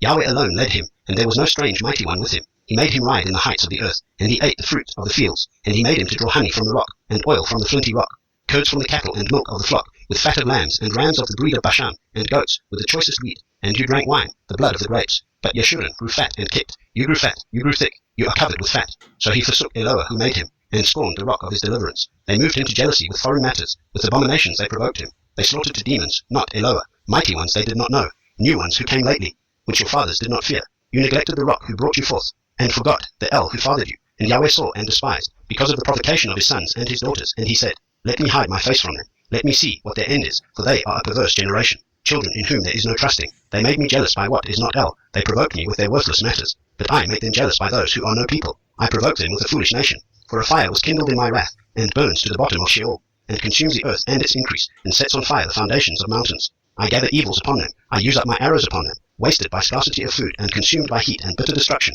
and the teeth of beasts I send upon them, with the poison of serpents of the dust. The sword bereaves from the outside, and fear from within, both young man and maiden, nursing child with the man of grey hairs. I said, I should blow them away, I should make the remembrance of them to cease from among men, if I did not fear the enemy's taunt, lest their adversaries misunderstand, lest they say, our hand is high, and Yahweh has not done all this. For they are a nation lost to counsel, and there is no understanding in them. If they were wise, they would understand this, they would consider their latter end. How would one chase 1,000, and two put 10,000 to flight, unless their rock had sold them, and Yahweh had given them up? For their rock is not like our rock, even our enemies are judges. Their vine is the vine of Sedom, and of the fields of Amorah. Their grapes are grapes of gall, their clusters are bitter. Their wine is the poison of serpents, and the fierce venom of cobras. It is not stored up with me, sealed up among my treasures. Vengeance is mine, and repayment, at the time their foot slips. For near is the day of their calamity, and the matters prepared are hastening to them. For Yahweh rightly rules his people, and has compassion on his servants, when he sees that their power is gone, and there is no one remaining, shut up or at large. And he shall say, where are their mighty ones, the rock in whom they sought refuge, who ate the fat of their slaughterings, and drank the wine of their drink offering? Let them arise and help you, let it be a hiding place for you. See now that I am he, and there is no Elohim besides me. I put to death, and I make alive. I have wounded, and I heal, and from my hand no one delivers. For I lift my hand to the heavens, and shall say, as I live forever, if I have sharpened my flashing sword, and my hand takes hold on judgment, I shall return vengeance to my enemies, and repay those who hate me. I make my arrows drunk with blood, and my sword devours flesh, with the blood of the slain and the captives. From the long-haired enemy chiefs, O nations, acclaim his people, for he avenges the blood of his servants, and returns vengeance to his adversaries, and shall pardon his land, his people. Then Moshe came with Hoshea son of Nun, and spoke all the words of the song in the hearing of the people. And when Moshe ended speaking all these words to all Israel, he said to them, set your heart on all the words with which I warn you today, so that you command your children to guard to do all the words of this Torah. For it is not a worthless word for you, because it is your life, and by this word you prolong your days on the soil which you pass over the Yarden to possess. And Yahweh spoke to Moshe that same day, saying, go up this mountain of the Avarim, Mount Nebo, which is in the land of Moab, which is opposite Jericho, and look at the land of Canaan, which I give to the children of Israel as a possession, and die on the mountain which you ascend. And be gathered to your people, as Aharon your brother died on Mount Hor, and was gathered to his people. Because you trespassed against me in the midst of the children of Israel at the waters of Meribah, Kadesh, in the wilderness of Tzin, because you did not set me apart in the midst of the children of Israel. For you are to look at the land before you, but not enter there, into the land which I am giving to the children of Israel. Devarim chapter 33. And this is the blessing with which Moshe, the man of Elohim, blessed the children of Israel before his death. And he said, Yahweh came from Sinai, and rose from Seir for them. He shone forth from Mount Paran, and came with 10,000s of set-apart ones, at his right hand, a law of fire for them. Indeed, he loves the peoples, all his set-apart ones are in your hand, and they sat down at your feet, receiving your words. Moshe commanded us a Torah, an inheritance of the assembly of Yaakov, and he was sovereign in Yeshurun, when the heads of the people were gathered, the tribes of Israel. Let Reuven live, and not die, and let his men be numbered. And this of Yehudah, and he said, hear, Yahweh, the voice of Yehudah, and bring him to his people. His hands shall fight for him, and you be a help against his enemies. And of Levi he said, your Tumim and your Urim belong to your lovingly committed one, whom you tried at Massah, with whom you contended at the waters of Meribah, who said of his father and mother, I have not seen them. And he did not acknowledge his brothers, or know his own children, for they have guarded your word, and watched over your covenant. They teach your right rulings to Yaakov, and your Torah to Israel. They put incense before you, and a complete ascending offering on your slaughter place. O Yahweh, bless his strength, and accept the work of his hands. Smite the loins of those who rise against him, and of those who hate him, that they rise no more. Of Binyamin he said, Let the beloved of Yahweh dwell in safety by him, shielding him all the day, as he dwells between his shoulders. And of Yosef he said, Blessed of Yahweh is his land, with the choicest from the heavens, with the dew, and the deep lying beneath, with the choice fruits of the sun, with the choice yields of the months, with the finest of the ancient mountains, with the choicest of the everlasting hills, with the choicest of the earth and all that fills it, and the good pleasure of him who dwelt in the bush. Let it come on the head of Yosef, and on the crown of the head of him, who was separate from his brothers. His splendor is like a firstborn bull, and his horns are like the horns of the wild ox. With them he pushes the peoples to the ends of the earth, and they are the 10,000s of Ephraim, and they are the thousands of Manasseh. And of Zebulun he said, Rejoice, O Zebulun, in your going out, and Issachar in your tents. They call peoples to the mountain. There they slaughter slaughterings of righteousness, for they draw from the riches of the seas, and the treasures hidden in the sand. And of Gad he said, Blessed is he who enlarges Gad. He dwells as a lion, and shall tear off the arm, also the crown. And he chose the best for himself, for there the portion of the inscriber was hidden. And he came with the heads of the people. The righteousness of Yahweh he did, and his right rulings with Israel. And of Dan he said, Dan is a lion's cub that leaps from Bashan. And of Naphtali he said, O Naphtali, satisfied with pleasure and filled with the blessing of Yahweh, possess the west and the south. And of Asher he said, Asher is most blessed of sons. Let him be accepted by his brothers, and dip his foot in oil. Your sandals are iron and bronze, and your strength as your days. O Yeshurun, there is no one like El, riding the heavens to help you, and on the clouds in his excellency. The Elohim of old is a refuge, and beneath are everlasting arms. And he drives out the enemy from before you, and says, Destroy. Thus Israel dwells in safety, the fountain of Yaakov alone, in a land of grain and new wine. His heavens also drop down dew. Blessed are you, O Israel, who is like you, a people saved by Yahweh, the shield of your help, and he who is the sword of your excellency. And your enemies are subdued for you, and you tread down their high places. Devarim chapter 34. And Moshe went up from the desert plains of Moab to Mount Nebo, to the top of Pisgah, which is opposite Jericho. And Yahweh showed him all the land of Gilad, as far as Dan, and all Naphtali, and all the land of Ephraim and Manasseh, all the land of Yehudah, as far as the western sea, and the Negev, and the plain of the valley of Jericho, the city of palm trees, as far as Toah. And Yahweh said to him, This is the land of which I swore to Abraham, to Yitzchak, and to Yaakov, saying, To your seed I give it. I have let you look at it with your eyes, but you do not pass over there. And Moshe, the servant of Yahweh, died there in the land of Moab, according to the mouth of Yahweh. And he buried him in a valley in the land of Moab, opposite Beit Peor, and no one knows his burial place to this day. And Moshe was 120 years old when he died. His eyes were not dim, nor his freshness gone. And the children of Israel wept for Moshe in the desert plains of Moab 30 days, and the days of weeping and mourning for Moshe were completed. And Yehoshua son of Nun was filled with the spirit of wisdom, for Moshe had laid his hands on him, and the children of Israel listened to him, and did as Yahweh had commanded Moshe. And since then no prophet has arisen in Israel like Moshe, whom Yahweh knew face to face, for all the signs and wonders which Yahweh sent him to do in the land of Mitzrayim, before Pharaoh and before all his servants, and in all his land, and for all that strong hand and all the great fearsome deeds which Moshe did before the eyes of all Israel. So the first thing we must deal with, and must be the very foundation of this whole topic, is deal with the 10 Commandments. And then we will close this video out, and then pick it back up in the next part, because I do not want to overwhelm. I've covered this before, but we need to go more in depth. So this part is an introduction to this. The 10 Commandments are huge by themselves, and they must be the foundation. They must be understood. So we will understand what Yahweh has commanded. You can read it all at once in Exodus chapter 20, verses 1 through 17. But for time's sake, I'm just going to go over each commandment. Number 1, you shall have no other gods before me. Exodus chapter 20, verse 3. This is a huge commandment in which most people break today. This was a sin that caused Yasharel to be driven into captivity. They served other gods. You should know that Yahweh does not play around with this commandment. And this commandment is something that Satan attacks aggressively in many different ways, because he is introducing himself as the God of this world. So the first way that people break this commandment is placing themselves as a god. It's the worship of themselves, committing idolatry. Kanye West recently in an interview explained just that that's what he does. He made himself a god. This is a topic by itself. Most people break this commandment because they put themselves over Yahweh. They place their needs, their desires, their wants, their goals. They put everything in priority over him, and therefore make these other things God over their life, which is exactly a doctrine of Satanism. For those that think that you are not under the law, do you think it's okay to put other gods before Yahweh? If you know the answer is no, then rethink your position on not following the law, because the apostles of the New Testament abided in this law too. Number 2, you shall not make for yourself a carved image, any likeness of anything that is in heaven above, or that is in the earth beneath, or that is in the water under the earth. You shall not bow down to them nor serve them. Exodus chapter 20, verses 4 and 5. You know how many people accept this practice? My grandmother has all these carved images in her home. It's just a thing that their generation accepted, I guess, because it's considered African art. This is a common practice. The Roman Catholic Church is probably the biggest breaker of this commandment, with all the carved statues that they worship and bow down to, with all the images that they made during the Renaissance. But this is also prevalent in the Protestant churches, with all the Christmas worship people do every year. I mean, back in the day, they used to have us all wearing Jesus pieces right around our neck, literally with the head of the Messiah around our necks. You see the practice of breaking this commandment continues today, and it just goes on without thought or care. It's not even thought of. This again was a practice that Yasharel was chastised severely for. For those that think that you are not under the law, do you think it's okay to make carved images, bow down to them, or serve them? If your answer is no, then rethink your position on not following the law, because the apostles of the New Testament abided in this law too. Number 3, you shall not take the name of Yahweh your Elohim in vain. For Yahweh will not hold him guiltless who takes his name in vain. It's Exodus chapter 20, verse 7. I've spoken about this in many videos. To take his name in vain is to make it meaningless, to bring it to nothing. What could be more meaningless than to not even say it or acknowledge it?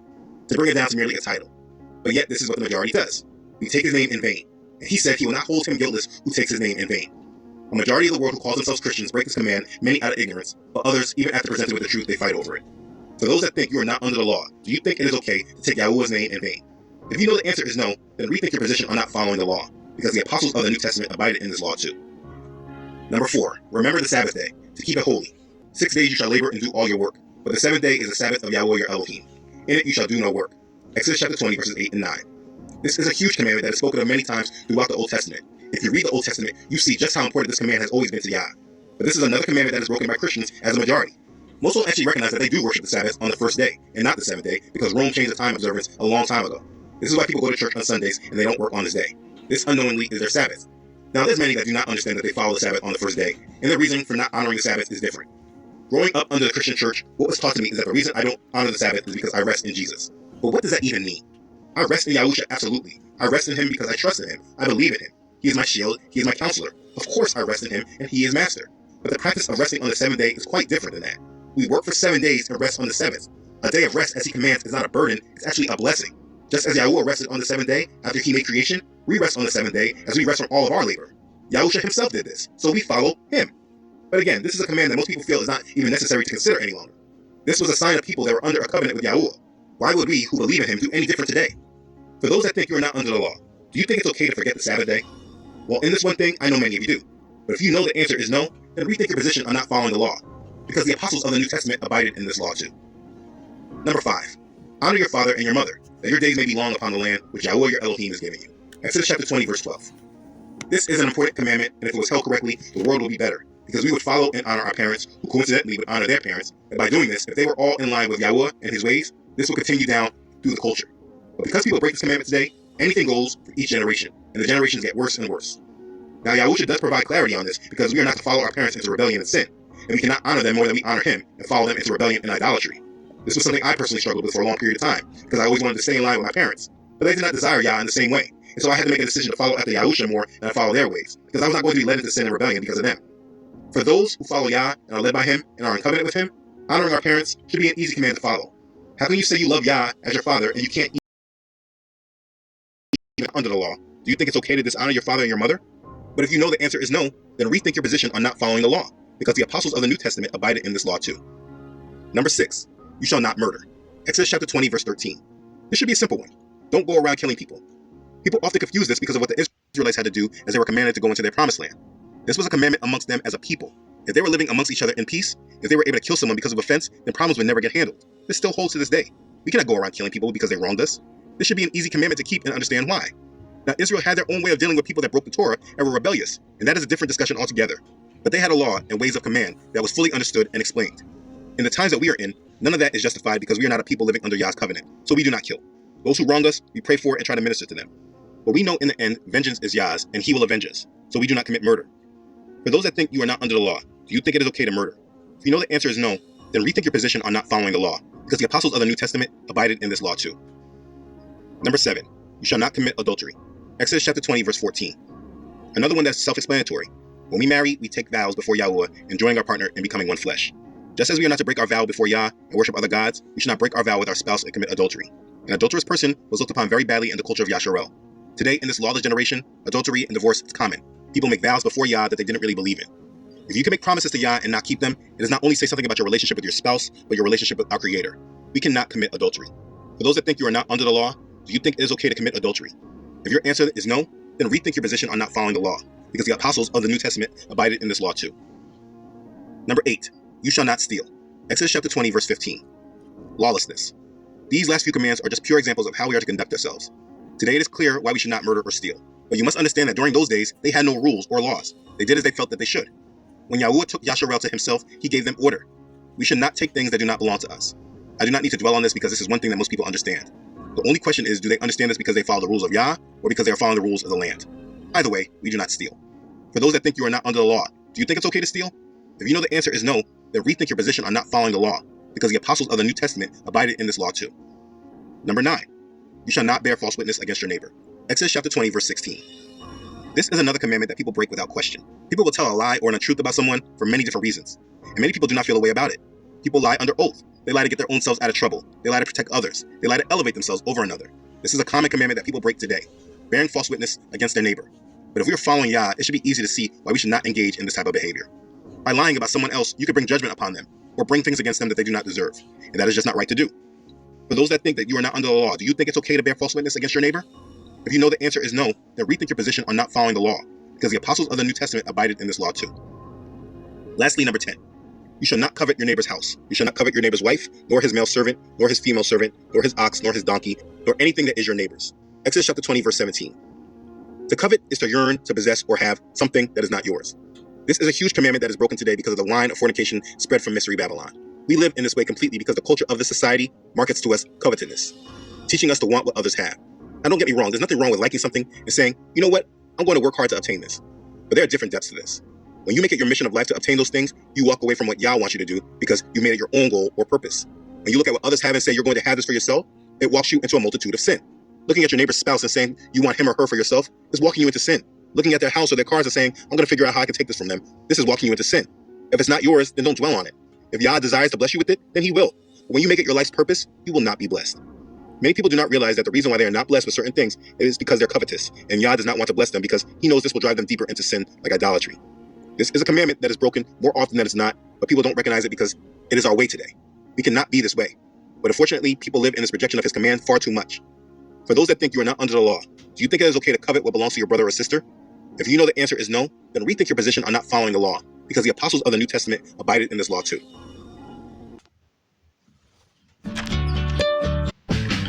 In over your head with the price of doing laundry. Abided in this law too. You see, these are Yah's commandments, and these things should not be a burden for us to live under or follow. But for some reason, people speak against this as if those who desire to adhere to these commands are being legalistic. And when they say the only law they are to follow is love, they misuse what Yahusha has said about the law, and they use his words as a reason to live in disobedience to him. And so before we end this part of the discussion, let's discover this, because I think if we clarify it, this will help us all with understanding how we place the law in our lives. We will find this in Matthew chapter 22, verses 34 through 40. But when the Pharisees heard that he had silenced the Sadducees, they gathered together. Then one of them, a lawyer, asked him a question, testing him and saying, Teacher, which is the great commandment in the law? Yahusha said to him, You shall love Yahweh your Elohim with all your heart, with all your soul, and with all your mind. This is the first and great commandment. And the second is like it. You shall love your neighbor as yourself. On these two commandments hang all the law and the prophets. Yahusha said the first and greatest commandment is to love Yahweh our Elohim with all our heart, with all our soul, and with all our mind. And then he said, love our neighbor as ourselves, and all those two commandments hang all the law and the prophets. But do you know what he did there? He broke up the 10 commandments and broke them down into the most simplistic understanding. To love Yahweh our Elohim with all our heart, all our soul, and all our minds is to follow the first commandment, to not put other gods before him. To follow the second commandment and not make any carved images and bow down to them as lawless pagan nations do their gods. To follow the third commandment and not take his name in vain and make it meaningless. To honor the fourth commandment, to remember the Sabbath day. The fifth commandment, to honor our mother and fathers. And the second, which is like it, is to love our neighbor as ourselves. To honor the sixth commandment, which is to not murder. Following the seventh commandment and not committing adultery. Following the eighth commandment and not stealing from our neighbor. Following the ninth commandment and not bearing false witness on our neighbor. And lastly, following the 10th commandment and not coveting what belongs to our neighbor. Yahusha very simply and plainly summed up the commandments into two. Loving Yahweh with all our heart, mind, and soul, and then loving our neighbors as well as we love ourselves. And this is the summation of it all. But if we live in the commands as Yahweh has commanded us, we live in love of him and our neighbor, and thus we live as he commands us. This is pure obedience to the will of Yah. And if you understand this, you understand the beauty of the law. Do you guys remember that the Torah was written and then it was placed inside the Ark of the Covenant next to the 10 Commandments? And at that verse, it says, these are the laws and the right rulings. So the laws are the 10 Commandments. The right rulings are what's inside the Torah.